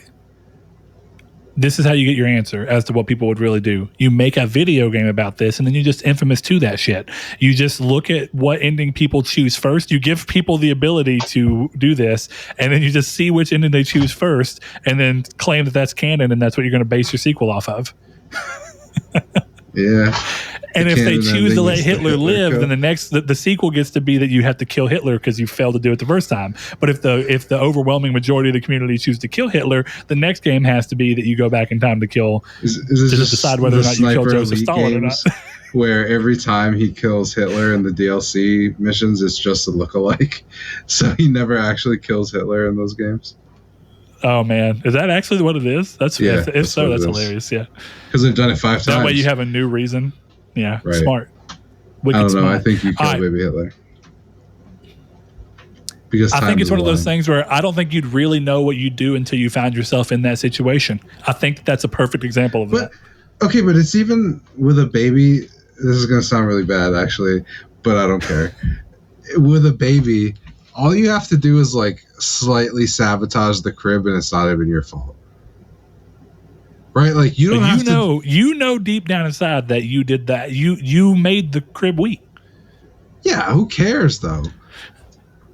Like if you were to like, let's say, spray the floor in front of the crib with like cooking spray, right? And then you like pinch the baby really hard so it starts crying. So then the mom runs in, slips on the kitchen cooking spray, crashes into the crib, which just happens to be in front of a window. So the baby flies out the window. That's not your fault. All you did was start the chain. You started the Rube Goldberg machine, but the mom had to react the way she did. The baby had to cry and was a little bitch when you pinched him. And like, wow, that sounds like just go put the baby in a tree. It's not your fault if he falls out. I'm just saying, all you did was spray the floor. That could have been. All you did was put a baby in a tree. Nah, it's different because the mom is the one who has to live with the guilt of kicking her child out the window. I'm pretty sure the mom's going to $1 million baby it. It sounds like she's going to fall and break her neck on a stool. That's all I'm throwing out there. If she does it right, she slips long enough to knock the baby out the window. That's all I'm saying. You should quote this to the next Sniper Elite game. You should contact those people and have that be an option. That'd be a great Hitman mission. That actually would be an interesting Hitman mission, or at least an option of doing a Hitman mission for you to spray slippery stuff and then create a diversion that pulls someone in there and causes the. You could definitely do it with like a banana peel. I'm sure you can do it with a banana peel. That sounds about right. All right, well, moving on to the next piece of news. Agent 1947. Oh, also not quite old enough, but you know. I know, but still funny. Pretty good, anyway, though, yes. Next thing up in the news, since we're back on that, data mining for Smash Brothers Demolisher Multiversus. It is late, and I've had a long day, and I get goofy whenever I've had a long day. It sounds like you do, too. Anyway, data mining for Smash Brothers Demolisher Multiversus, very strong words of you, Chris, have revealed around 20 minutes of voice lines for Beetlejuice and the Wicked Witch of the West, representing West Side, put your W's in the sky. God. The new characters are interesting and bring us one step closer to Tony Soprano versus Calvin Palmer Jr. I don't know who Calvin Palmer Jr. is. Oh, that's Ice Cube from Barbershop. Oh, okay. Good to know.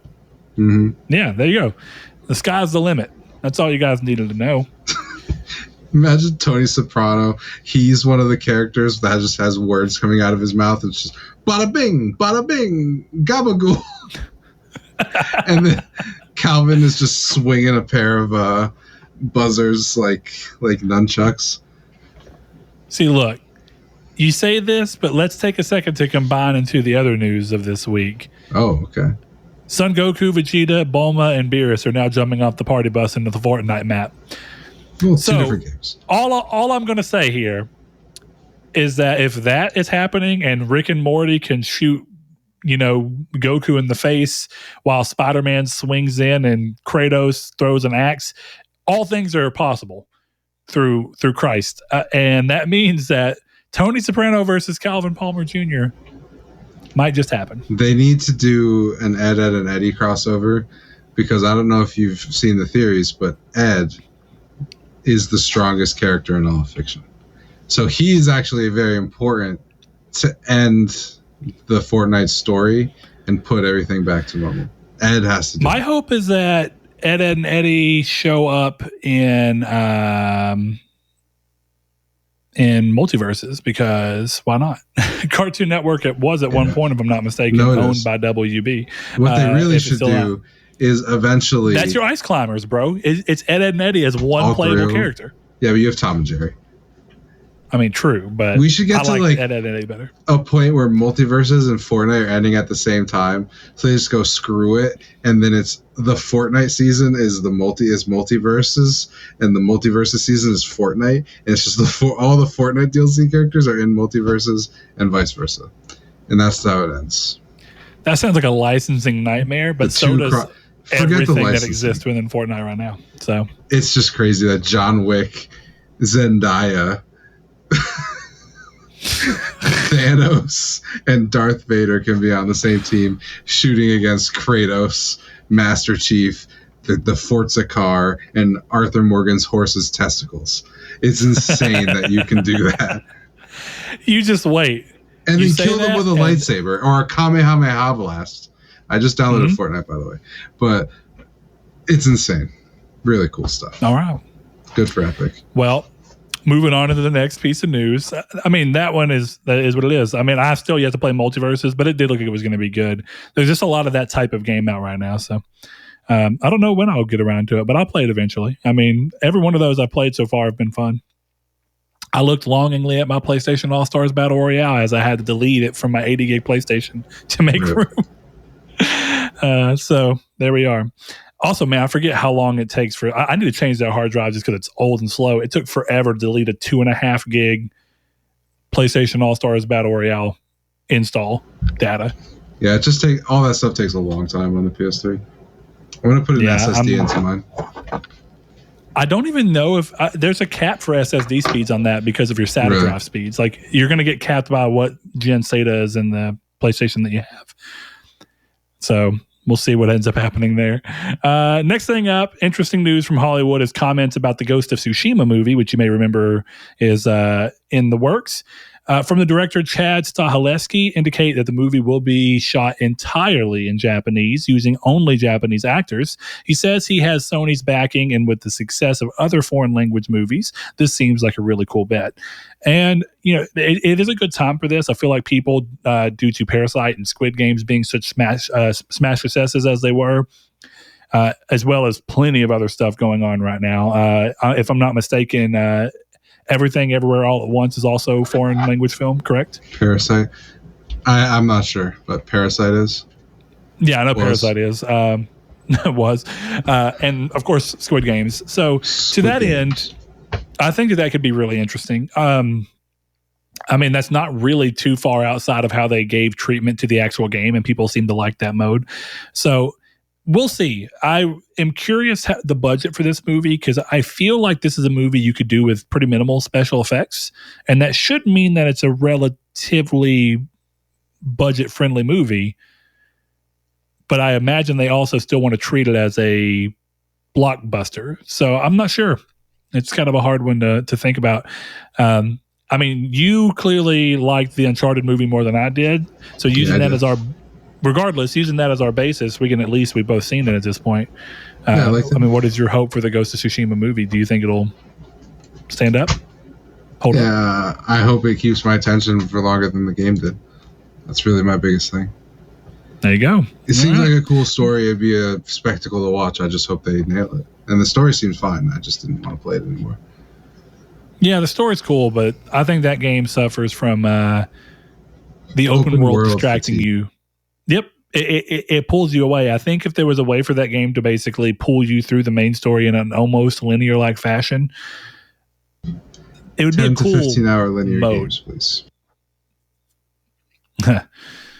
Well, we'll see what happens. God of War, a 30-hour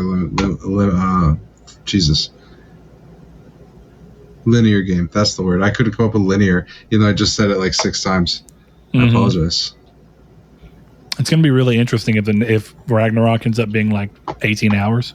Ragnarok. That'd be kind of interesting. I hope that game is good, man. It better be, but it's interesting. I think that every time someone talks about that game and games start talking about how they're moving out of the way because they're worried about it cannibalizing sales and whatnot, I think it just puts more and more expectation on that game. And I don't necessarily know that that's a good thing. I'm sure the game will be great. You build to a point where eventually it's impossible. I don't think it's meant to be what it's being made out to be. So there has been a kerfuffle, and we are just going to go ahead and move on to the next piece of news. There has been a kerfuffle. You may notice that Chris's voice suddenly sounds more pristine. Yes. Hey, hello. Go with it. Don't worry about it. Nothing happened. I didn't record off my webcam for an hour and a half. Don't worry about it, Chris. It happens to all of us. All right. Next piece of news. A new studio has been created by Supermassive Games devs called Ballistic Moon. The studio is backed by Sony's XDev initiative. Obviously, nothing is known about the game as the studio hasn't said much of anything about themselves, but we can guess that it will be in the vein of Until Dawn. And the website, for the studio has a small bit of information. A short animation plays of what seems to be a rocket taking off and the words, "He was gone, and all we could do was wait." I don't necessarily know that it is a foregone conclusion that it is going to be like Until Dawn, but they've been doing that for so long that your brain wants to say that that's it. But it also makes you wonder, did they leave Supermassive Games because they were tired? They were getting tired of making these types of games? They might have left because they were tired of making bad ones, right? Yeah, I mean, they've suffered from not being able to replicate the success of Until Dawn, at least critically, since Until Dawn. Every game that they've put out since Until Dawn, most people are like, it's either decent or it's pretty good, but it's not quite Until Dawn. And that's interesting. Until Dawn used the Decima engine before it was called Decima. Right. I almost wonder if this new studio will go back to using Decima. I'd be fascinated to see, honestly.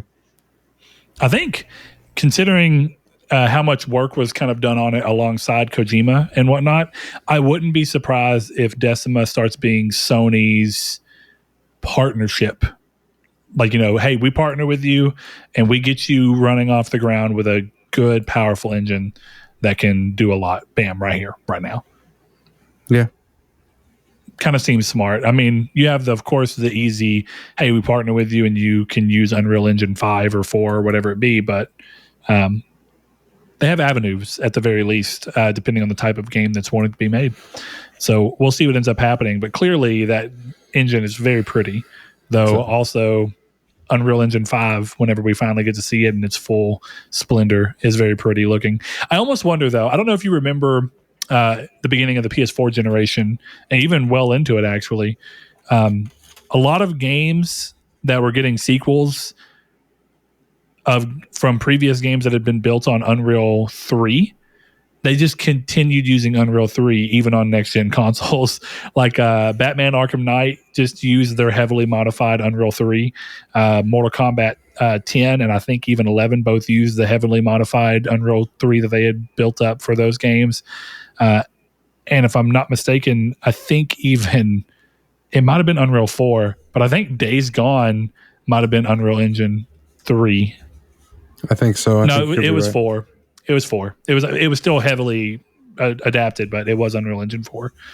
So, but I almost wonder, are we going to go the majority of this generation without seeing people actually use Unreal Engine 5, despite the fact that we got a tease of it so early? Just due to trying to keep development as quick as possible, or are we going to see more studios move over to 5? I guess we'll see, because right now the few games that we know are using it are games that look like they're still not coming out for at least a year and a half, like Hellblade. True. That's a valid point. So we'll see. But yeah, I mean, what do you want to see from this studio ideally? One thing I've noticed is lately we have a lot of people breaking off from an existing team and making a new team. So in your mind, in those situations, do you just want to see more of what that team they came from was known for, or do you want to see them branch out into something different? Honestly, it doesn't matter. I just hope the game is good. Like, I don't have a preference on what they make as long as they make it well. Yeah, that's pretty much where I'm at. What's the ex Call of Duty team? Oh, Deviation. Deviation. Yeah. And then what's the other one that they, and I don't think it was Call of Duty, but I know that they left some stuff. They left Call of Duty, Respawn. They're first-person shooter guys. That's, I think, the thing with Supermassive. Our Ballistic Moon is it That's No Moon Studio? That's No Moon is one, yeah.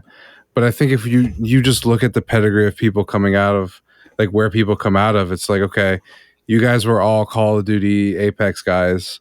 You're clearly making a shooter because that's what you know. Like, I don't know. It's kind of like I would never work at a sushi restaurant because my specialty is fast casual. Like, it's the same kind of thing. Mm-hmm.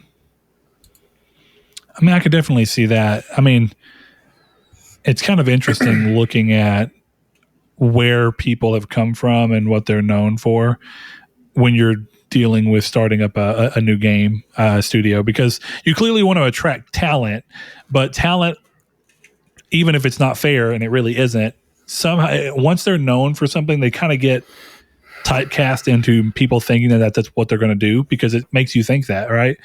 But I think, and maybe this is just a creative part of me, where sometimes when you break off and do something new, you're doing it because you want to shed the weight of expectation from the original thing. Like, if you're making a new Call of Duty, it's got to fit within a mold of what a Call of Duty is to some degree. But if you leave the Call of Duty team to go make your own studio, the sky's kind of the limit.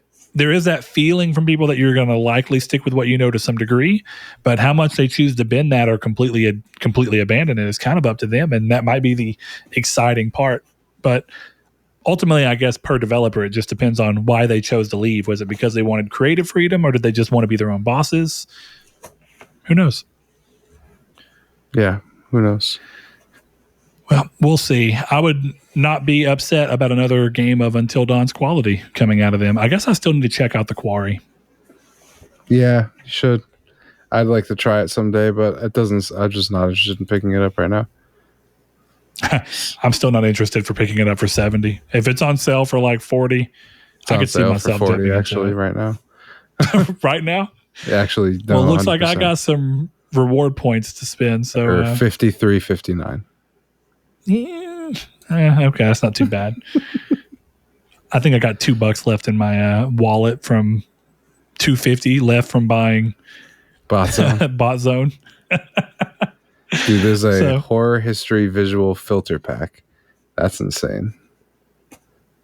So crazy. Anyway, next piece of news: references to many things have been found in the data files for the PC version of Spider-Man Remastered, including co-op or multiplayer for the series. The big one seems to be that Sony may be introducing a way to connect your PSN to your PC. It opens up a ton of potential, including PS Stars integration, trophy support, or even the highly times 10 unlikely possibility. Fine. highly.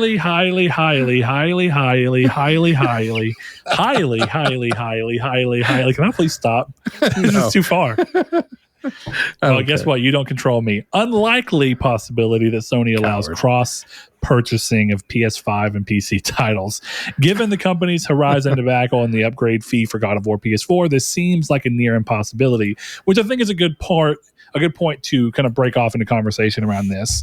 The first part of this that we're looking at, and we can talk about, is the general plausibility from our standpoint of people thinking that there might be some form of cross purchase for PS5 and PC. I could see double packs at most. I'm gonna kind of meet in the middle, as weird as this is, because since we've talked about it yesterday, I've kind of come to the conclusion that I think what they might do is something similar to how they're doing PS5 and PS4 bundled games right now. So, if you buy Horizon on PS4 or on PS5 rather, it's $70, right? Mm-hmm. But you can buy a version of Horizon that comes with both Horizon for PS5 and Horizon for PS4 for $10 more. So for $80, you can get both licenses. I could see Sony doing something to where on PS5, you can buy a version that includes the PC version support for $10 more. And on PC, you can buy, and it includes access to the PS5 version for $10 more, just for people who kind of want to exist in that realm where they can bounce between the two. And if they do that, I feel like cross progression would be something Sony would be very interested in bringing forth. I can see it happening. Is it a 100%? No. And is it something that they would do with absolutely no cost differential at all? Absolutely not. As much as I hate to say it, the days of the Sony that gave you PS3 and PS Vita games, or early PS4 and PS Vita games together for the price of one, is gone. You just don't see that with them anymore, and they're far more oriented towards what they can do for per game sale. So while you still, this is a weird story. If you buy the PS3 version of Minecraft, you still get the cross buy for PS Vita. If you buy the PS3 version of Terraria, I think it's the PS3 one. It might be PS4. One of them, you get cross buy for the other one. So cross buy as a platform still exists. The mechanisms are there, but Sony doesn't do that for new titles and hasn't in a long time. That's my stance on it. Chris, do you want to kind of clarify yours? Yeah, I just don't think Sony would ever do this. It's not the same as PS3 to Vita or PS4 to PS5. It's an entirely new market that would be more like giving away the Xbox version with the PlayStation version. There's no reason for them to do it whatsoever. I don't understand why people are getting themselves excited for this possibility. It's never going to happen. The most I could see is like, hey, Factions is cross-buy because they don't care where you play and they just want you to buy skins like that. I can see, but like God of War Ragnarok, games, you're not unlocking the PS or PC version.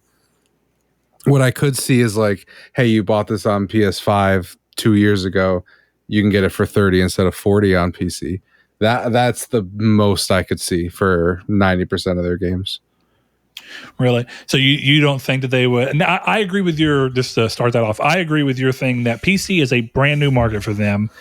And if they did cross buy with absolutely zero monetary incentive to do so, it would completely take away from the value of porting their games to that platform. Because the whole point is that it lets your game suddenly have a brand new market who's not been part of the saturated market that your game's already been released in. That said, a lot of questions come up. Cross-buy would be interesting because you'd be cross-buy for a game that is very likely not going to release on PC until down the road, upwards of a year, maybe two, if they keep their current path. So that's one thing to think of. You'd be doing cross-buy for a game that's not even been ported yet, that's not gotten over yet. I mean, I know Nix's is doing great work, and Spider-Man PC looks like a good example of that. But I still don't think that we're anywhere near from the way Sony's talking about day-and-date PC and PS5 releases. I don't see that happening. No. And they clearly still see value in letting PS5 and PS4 hold the advantage and then come to PC later when your console is more or less saturated and everyone who's going to buy it for a reasonable price will have already done so. Now, with that said, I still think that I could see some form or fashion of, hey, you bought it on PS5, we'll let you get the PC version for $20, whatever it be. I can see that too. But I'm definitely in agreement that anybody who is thinking that there's going to be cross-buy day one, no, absolutely zero monetary difference in price, delusional. Yeah. It's just not going to happen. I hope I'm wrong. I just think there's so much evidence that I'm not, given how Sony's acted. Like, why would you even think they would do this? I don't know why you'd think they would do this anyway, but even as Sony's been, like, why would they give away games for free? Yeah, That's I mean, what they're doing. Everything that happened around Horizon, and then, of course, the fact that they had to go out of their way to say, all right, now listen, on God of War, the PS4 version will have a $10 upgrade fee to get you to where you're going. You know, they would not have gone out of their way to have to iterate that and have re-subjected themselves to that potential controversy if they're not, they clearly don't care about the potential, you know, naysayers of this particular thing. They don't think it's going to hurt them enough. No. Yeah. Now, going back up, I do think that there is a pretty clear pathway to PSN on PC, and I think that there's a lot of benefits to it. Number one being something kind of teased into what you're talking about. If we do get to a point, the only time I can see day and date PC releases multiplayer is multiplayer games like Factions. And I still don't know for sure, but I think that's the easiest thing that I can see making that jump to a day and date release. And if you can get PSN running on there, since Discord is still seemingly not that way, even on Xbox, their integration is very limited still. The only way you're going to be able to handle parties and everything for everybody is to have it to where when you're playing these games on PC online, you have access to the PSN, therefore you have access to the party systems. By way of that, you have access to the trophy systems, you have access to cross-platform progression so that they get your money in either way. And then they make sure that when you're playing those games on PC, you buy the microtransactions through some form of Sony store so that they make your money. I think that seems to be in line with Sony's things. Would you agree or not? I would agree with that, yes. Okay. Yeah. The one thing I've seen people say about this that I think is interesting is if you're not a PC gamer, for anybody listening, it probably won't make as much sense to you, but anybody who's on PC, there's kind of this idea that people are tired of launchers, and launchers is just essentially a store of some sort that you open and you play their games within that. So EA has their own launcher where you can do EA games. Ubisoft have had their own launcher where you can launch into it and buy and play Ubisoft games. Steam, of course, exists. Epic Game Store exists. Battle.net is the Blizzard one that exists. Bethesda had a launcher. I think they still have a launcher. No, they closed it. So point being, they closed it. See, a lot of people have started closing theirs, but there are people that are looking at this as like, oh, this is just yet another launcher. Well, it would be interesting if kind of interesting. The launcher also was like, and you can use PS Now through this, and then it would be something everyone would have. Or I could see that making sense as to you can stream. Why they would do it. Yeah. Mm-hmm. That's what I think. Because right now, I still haven't tried. I need to go try it on my computer and see if the PlayStation Now icon that I have on my screen, the app still works or not. Actually, give me a second. I'm remoted into my computer anyway because my mouse is dead. I want to see if it opens.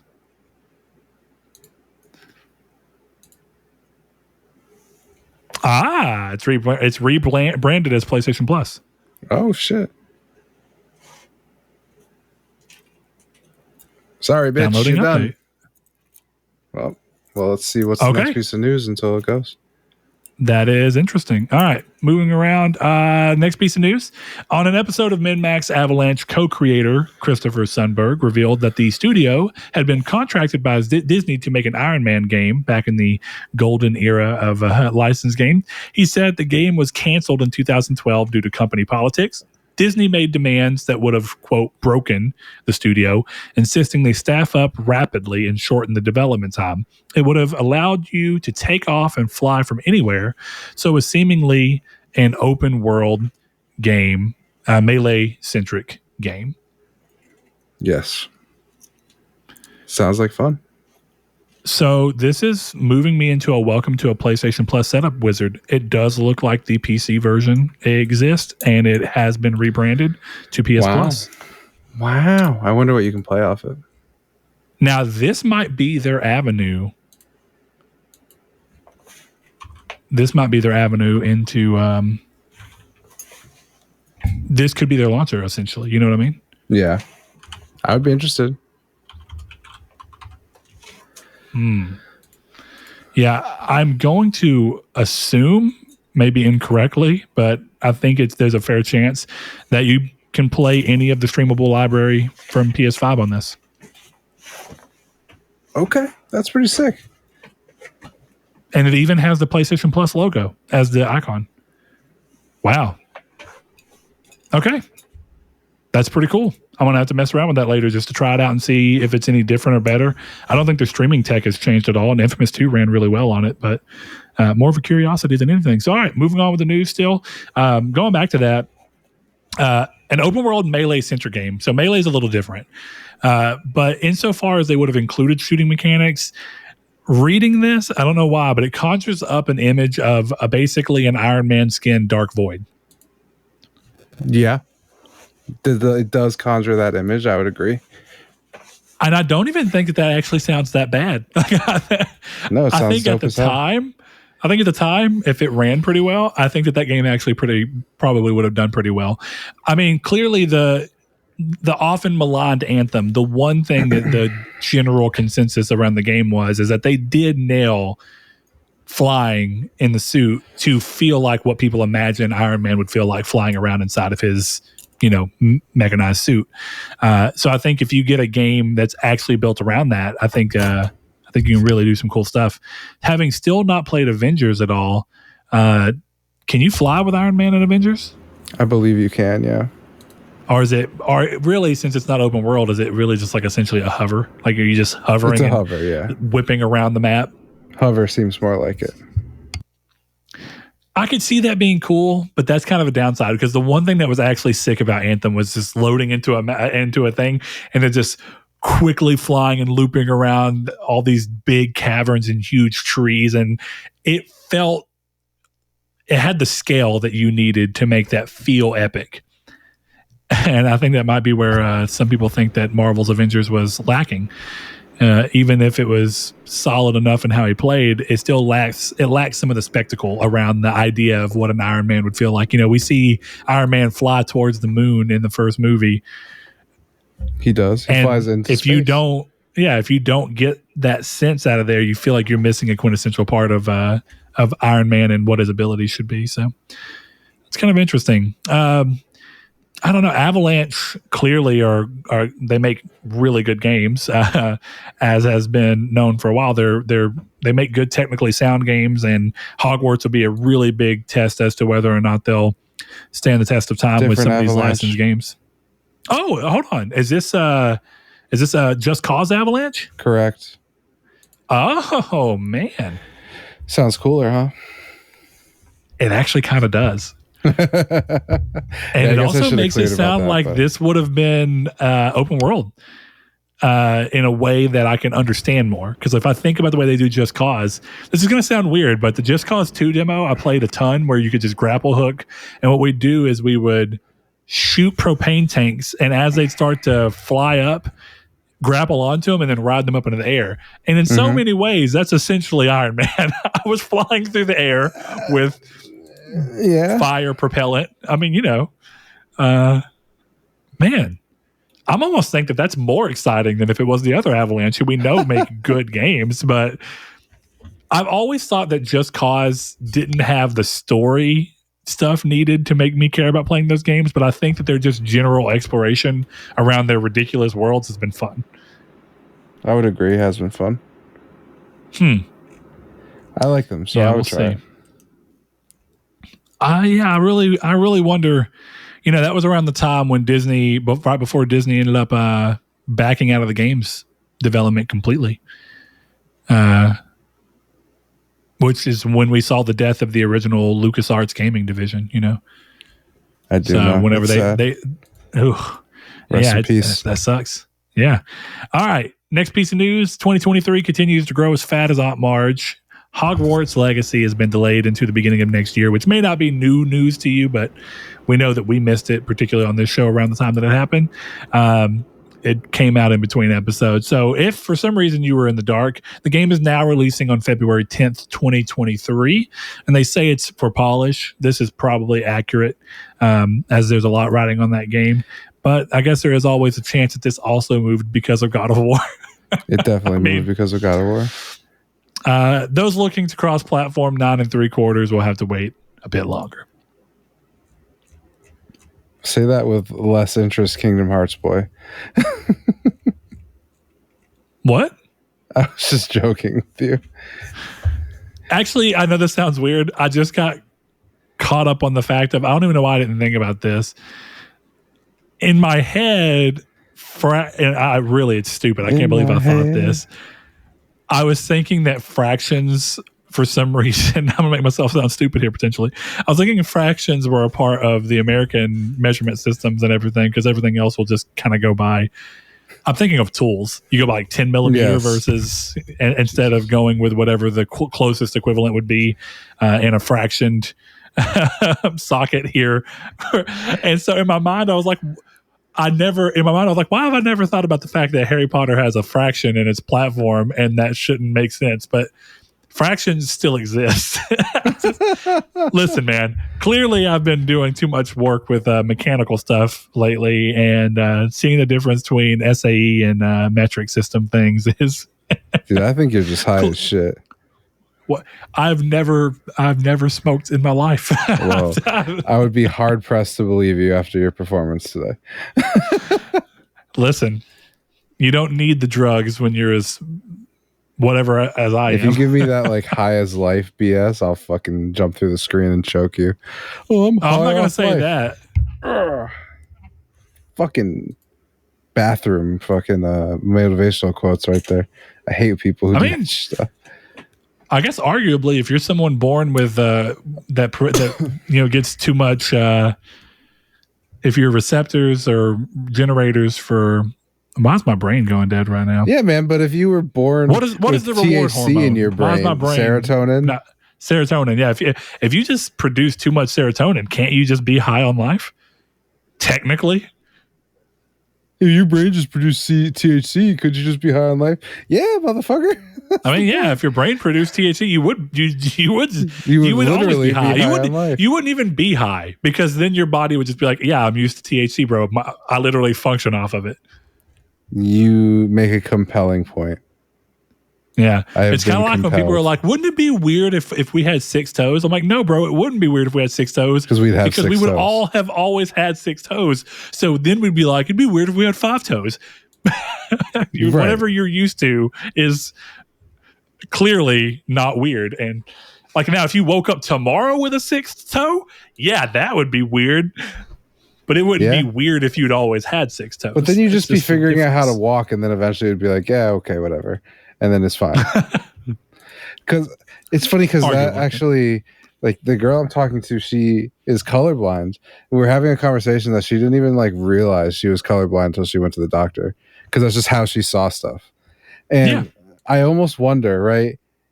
Is it worse to be told that you don't see color, or never know that you don't see color? Right? Because if you never know that you can't see red, then you don't know that the world is more vivid for people, right? Well, it depends, because of course I'm not colorblind in any kind of diagnosed way. My wife will often say that she thinks I'm colorblind in the sense of more common color blindness, where you get like greens and reds and stuff, like your brain sees them mixed or flipped or whatever it be, where things are off. I don't really think that's it, but it is one of those things where you're in your head and you don't know. Every time she says it, I'm like, but if I've always been told that this is red, like if I've been told that the top light on a stoplight here in America is red, and that means it's a stop, then whatever color I'm seeing there, and I know that to be red, any other thing I see that's close to that, I'm going to call red.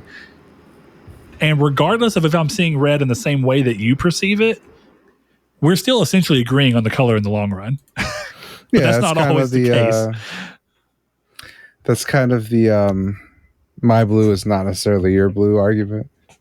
Yeah, which we all kind of know that we're naturally going to perceive things in different ways. Correct. So that's kind of an interesting thing. But yeah, no, colorblindness is interesting. If I remember correctly, and I might be mixed up on who, but I think Josh Ayers, longtime listener, longtime patron, I think he's partially colorblind to some degree. He can confirm or deny with us, but I know that it can impact different things. You know, every now and then, even though I don't think I'm colorblind, I will look at colorblind options in games just to see how it changes things out of curiosity more than anything. And it's interesting. Yeah, you're muted, Chris. How did it work? I mean, I saw it. It's just everything that was red became green.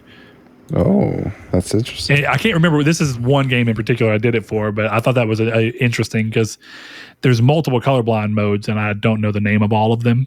But that one in particular was making things that were red appear in a greenish manner because of that. So it's kind of interesting. I am certified for welding, and I don't do that for a career, but when you're doing that line of work, there's a pair of glasses you can get that essentially cancel out red lights, so that you can do certain things without having to worry about covering your hood or whatever. And they're really interesting because if you wear them to drive, you can't see red lights. So that's scary.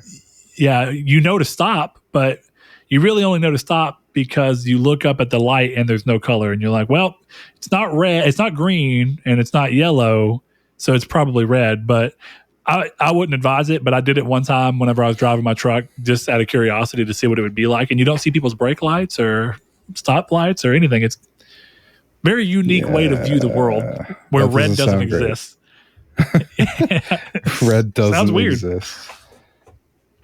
Yeah. You could be like those, have you seen those images of how China sometimes... China. No, I have not. China. But no, it's where they sometimes censor blood by repainting it white, and it can sometimes make a bloodbath look like somebody just somebody just Randy Marsh all over the place. That's what Rod Jeremy. Yeah, sure. It's ectoplasm.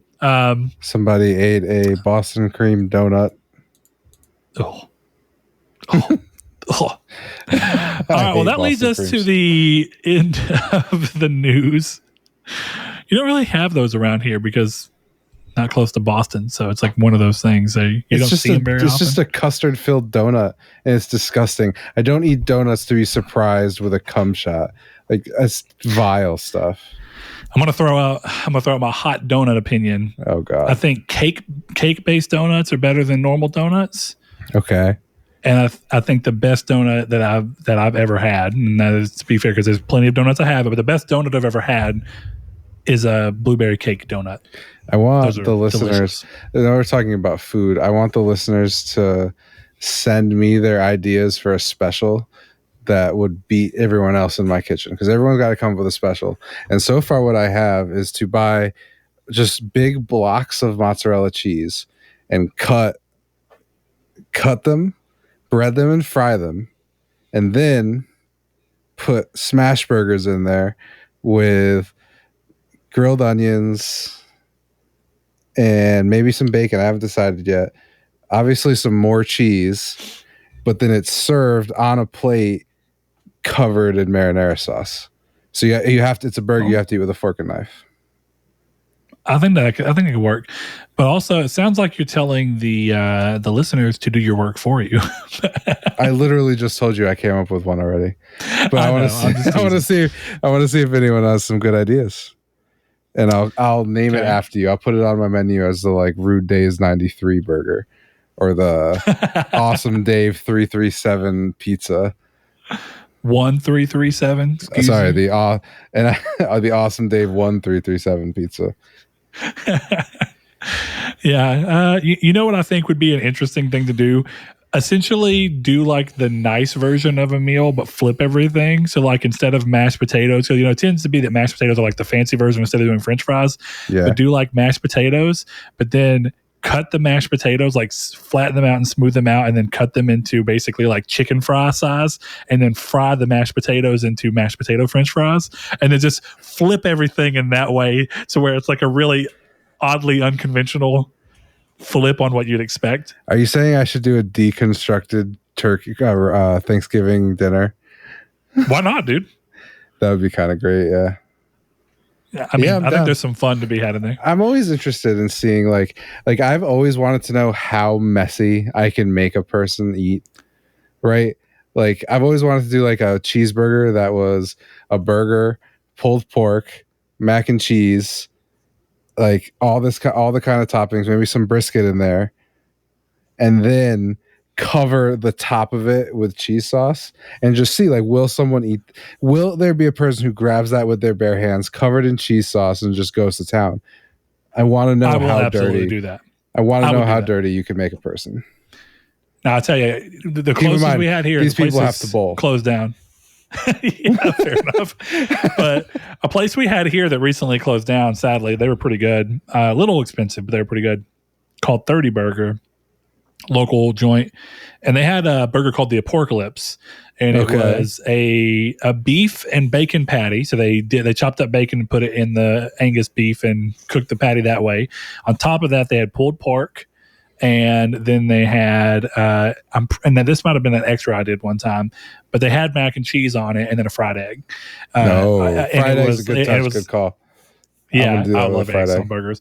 But it was an over easy egg, so when you bit into it, the yolk just goes everywhere, which is delicious. It's so good. But yeah, that with some barbecue sauce on it, and then they had ghost pepper ketchup and black pepper ketchup. Both are good. All of that together on one thing. I did once it was a sweeter burger.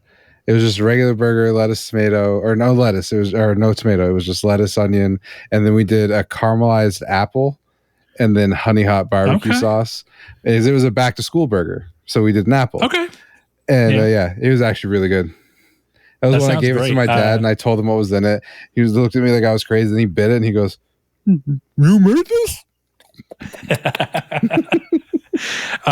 For 4th of July, whenever we did that here, Saul brought over apple pie baked beans, which sounds wild, but they were delicious.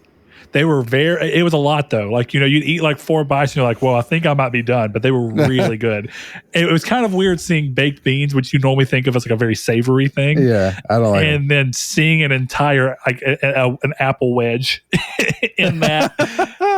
I kind of want that recipe. It was, dude, ask Saul. It was delicious. Yeah, he can get really it for you. I promise. It was good. He brought it, and it was a hit. Everyone here ended up liking it, and almost everyone thought, "What? There's no way it'll be good," but it was good. Yeah, I love doing stuff like that with food. Like I made once like a ghost pepper chocolate wing sauce for like a who has the hottest wing sauce competition. I won. Okay, yeah, and it was really good. They were like, "Oh, this is delicious." You nailed it. Nice. That's perfect. Yeah, I love talking about food. Whatever you can do to, people talk about the lambasted Star Wars subvert expectations thing with the Last Jedi. The truth is that you do like to have your expectations subverted, because if Saul brought baked beans to 4th of July, first of all, it'd have been fine. I like baked beans. Baked beans, no problem, right?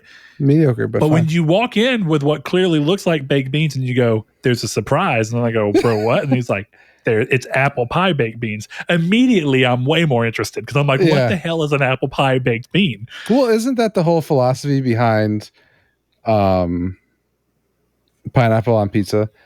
Like, I'm gonna be honest with you, like, I don't particularly like it, but pineapple is a good pizza, like a topping. Pineapple and ham, or pineapple and prosciutto. You throw some prosciutto and some pineapple on a pizza, I will fuck that up. I will eat that. Yeah, I could see that. It depends on how it's done. I don't hate it.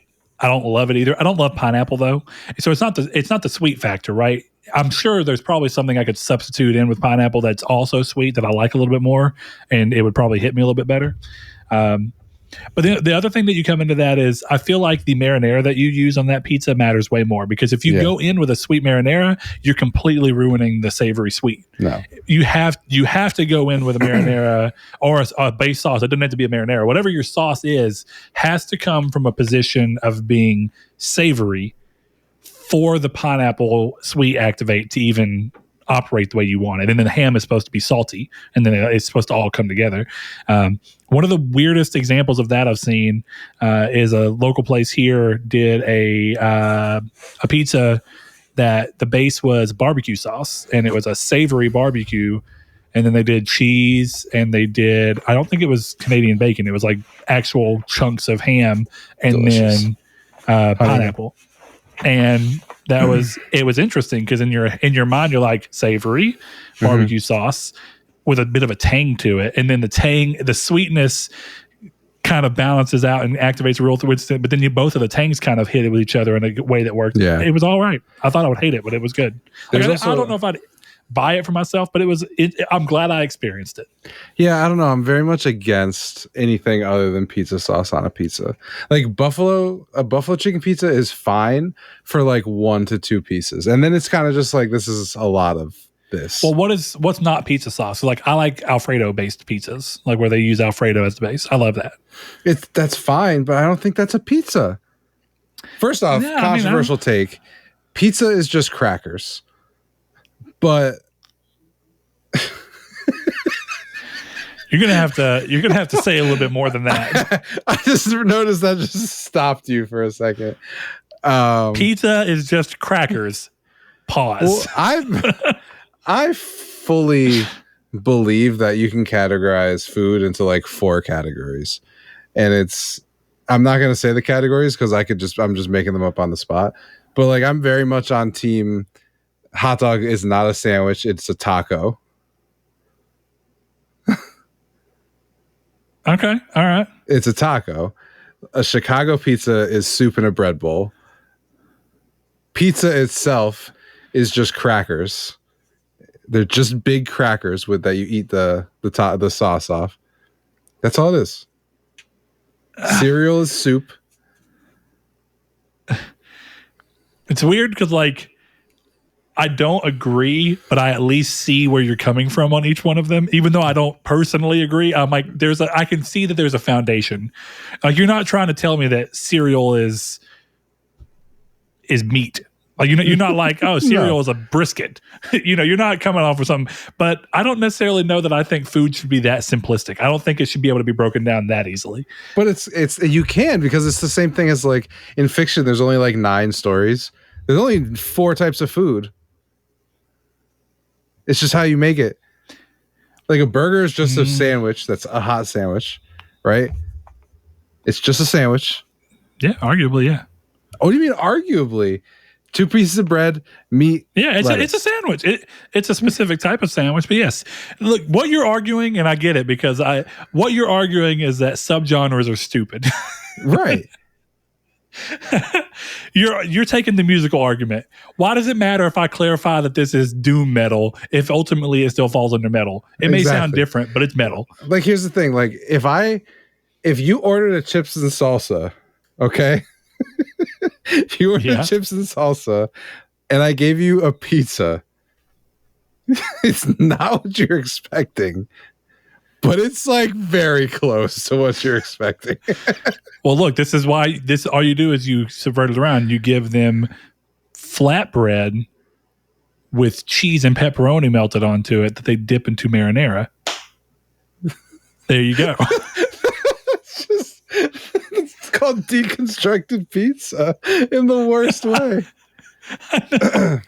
Hey, no joke. There's a place here. I think that may be a chain, Gasano's, that has a thing called a pizzadilla, and it's a tortilla quesadilla with it's a tortilla with just cheese and pepperoni in it, with buttered and done like a quesadilla, and you dip it into marinara, and it is wonderful. I love it.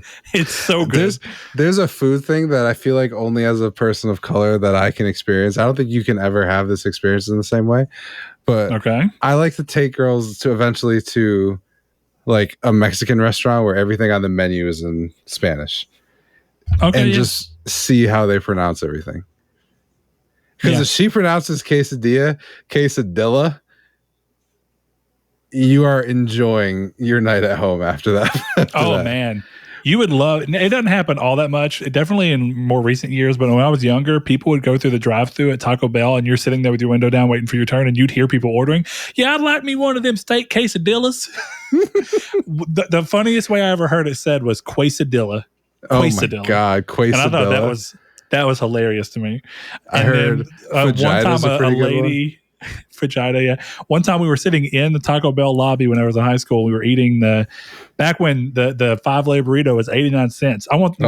God. Corey, I know that you're listening to this. I believe in you. Corey and I have talked about we need to make a red hat like the Trump hats, but instead of Make America Great Again, it's make 5 layers 89 cents again. Oh, okay. We think that those would sell very well. Beat up over. We've been talking about them for years. I feel like at this point, though, not to derail your story, but we're kind of just going somewhere. Yeah, no, this episode's over.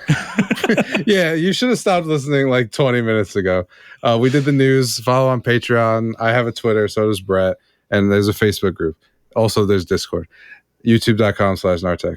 Like and subscribe. Please rate us 5 stars on iTunes. Tell your friends. Patreon, give us your money. Yeah, go to Patreon. If you support the show there, we can do stuff like eat chips and salsa a lot. On stream. On stream. Just us eating Little Caesars. I'll send Chris Mateos so that he can have some of our nice it's from a Walmart. I don't know. It comes out of Dallas somewhere, but dude, it's some of the best salsa. I told you about it before. Some of the best salsa I've ever had. Wait, did you have some while you were here? I think you did. I think so. Yeah, I think it was good. From what I remember, yeah, it was dude. Good. I cannot believe it's the most shitty looking thing. It's just a little red label with like a poorly drawn cartoon pepper with a sombrero and like arms and maracas, and it looks like something somebody printed in their basement. But it is so good. It's like I've always said, the best food comes from places that don't care. Mm-hmm. So like it's either some dude in the back of his pickup truck with like a campfire in a grill, like cooking you burgers, that burger's going to be banging. Or if you go into some like hole in the wall with like a D health rating and there may or may not be cockroaches, that place is going to be good. There is, a significant distinction though. This is significant and important. If you go into a Chili's with cockroaches, leave. But if you go into like a hole in the wall mom and pop place with cockroaches, stay. Ideally, there's like a brown cat on the counter and they just put your food in its hair. That place, absolutely delicious food. You will enjoy yourself. You'll shit your brains out afterwards, but it'll be delicious. But you'll never forget that burger. No, you will not. Or that Philly cheesesteak. I actually tell you, one of the best Philly cheesesteaks I've ever had has been in one of the worst looking places I've ever been. 100%. It was a banging Philly cheesesteak too. I don't remember the name of the place, but it was delicious. Me and my parents found a place my parents found it. It was for Christmas that we did a bunch of Puerto Rican food. And I want you to understand something about this place. I would never go back because I'm shocked I didn't die. But it was the best food I've ever eaten in my life. Best food. Dude, the best Mexican food that we have in town is a place called Las Rubalcabas, and it is in the smallest building, and every chair and booth in there looks like it's from like the 70s. It's like cheap and it's painted. It's like tables that lean and like go over. Nobody in there speaks very good English, just enough to take your order. Right. And I had the best steak and queso street tacos I have ever had in my life. I couldn't believe it. I could not believe it. It was delicious. And my buddy got some, I can't remember what he got, but Saul, we went with his wife and my wife, and dude, it was so good. I keep thinking to myself, I need to go back because it was wonderful. Yeah. It was in a building of a place that used to be called Jeffica's. And they didn't even they didn't even try to hide anything. They just like where Jeffica's was, they just put Las Rubalcabas like on a shitty like printed banner. I'm telling you, dude, that place. There was that part of me when I walked in where I knew I was like, I get the feeling that this is special, and it was. You just got to know. But Chris, I think that's about it, man. We can wrap this show up. If you've enjoyed this last random 30 minutes of food, you're welcome. I don't know what else to say. But it's been an interesting way to round off an episode, if nothing else. So like Chris said, head over to Twitter at Triangle SQRD. Head over to Facebook. There's a group, Triangle Squared, a PlayStation podcast. Ask to be entered in there. Gladly will let you in. You can get to the Discord, which we always have linked in the description below. Like he said, rate us if you're listening on podcast services. Like and subscribe if you can, or if you feel like we deserve it. If you're watching on YouTube, spread the word. Let other people know what they're in. Chris, what is the community's take? Are we going to completely abandon video games? Is it going to be community's take? The community's take is to come up with a special for me to sell at my restaurant. A game-based one. Okay, hey, look, you can mix these. A video game-based special. We could have like it could work out because the you Mario did a Fast and the Furious salad. based special. So I did do. We didn't talk about the Fast and Furious special on the show. That was good. I'm proud of all of that work we did for that. Yeah, see? So, look, there it is. The community's take will be your opportunity to give Chris your best bet, your best go at a forget about my job. Special. I just want to hear either your favorite food. Talk to us about food. Give us your food hot takes, your food burning questions, your food word salad, right? Anything that you have about food. Tell me why a well done steak is good. It's not. Defend well done steaks. If you want to go crazy, defend undercooked chicken. I'm not telling you what to do. I would need it. You can argue with me about ketchup being terrible. I will gladly take that on. This is another thing. Take on anyone. I'll trap that bitch. If you put ketchup directly on your fries, you're a psychopath and you should never speak to me. And you can argue why you think it's a good idea. Yeah, next please time tell me. On Triangle Squared. All right, shout out to our Patreons. A recent one, new one, Stingray X. Of course, It's a Sin to Win, a.k.a. Sean, Awesome Dave 1337, Aztec King, Lecheon 69, The Lord Corgi, Salvador Garcia, Hammond Egger, Bailey Robertson, Mark Schutz, Cypher Primus, Kyle Grimm, Rude Days 93, Kevin Bacon Bits, Danny Villalobos, Jehudi MD, No Fate, Josh Ayers, Derek Porter, Constantly Kenny, Matthew Green, Sean Santarud, Steven Salazar, Shadowist, and of course, my name's Dan. Thank you all. We'll see you next week.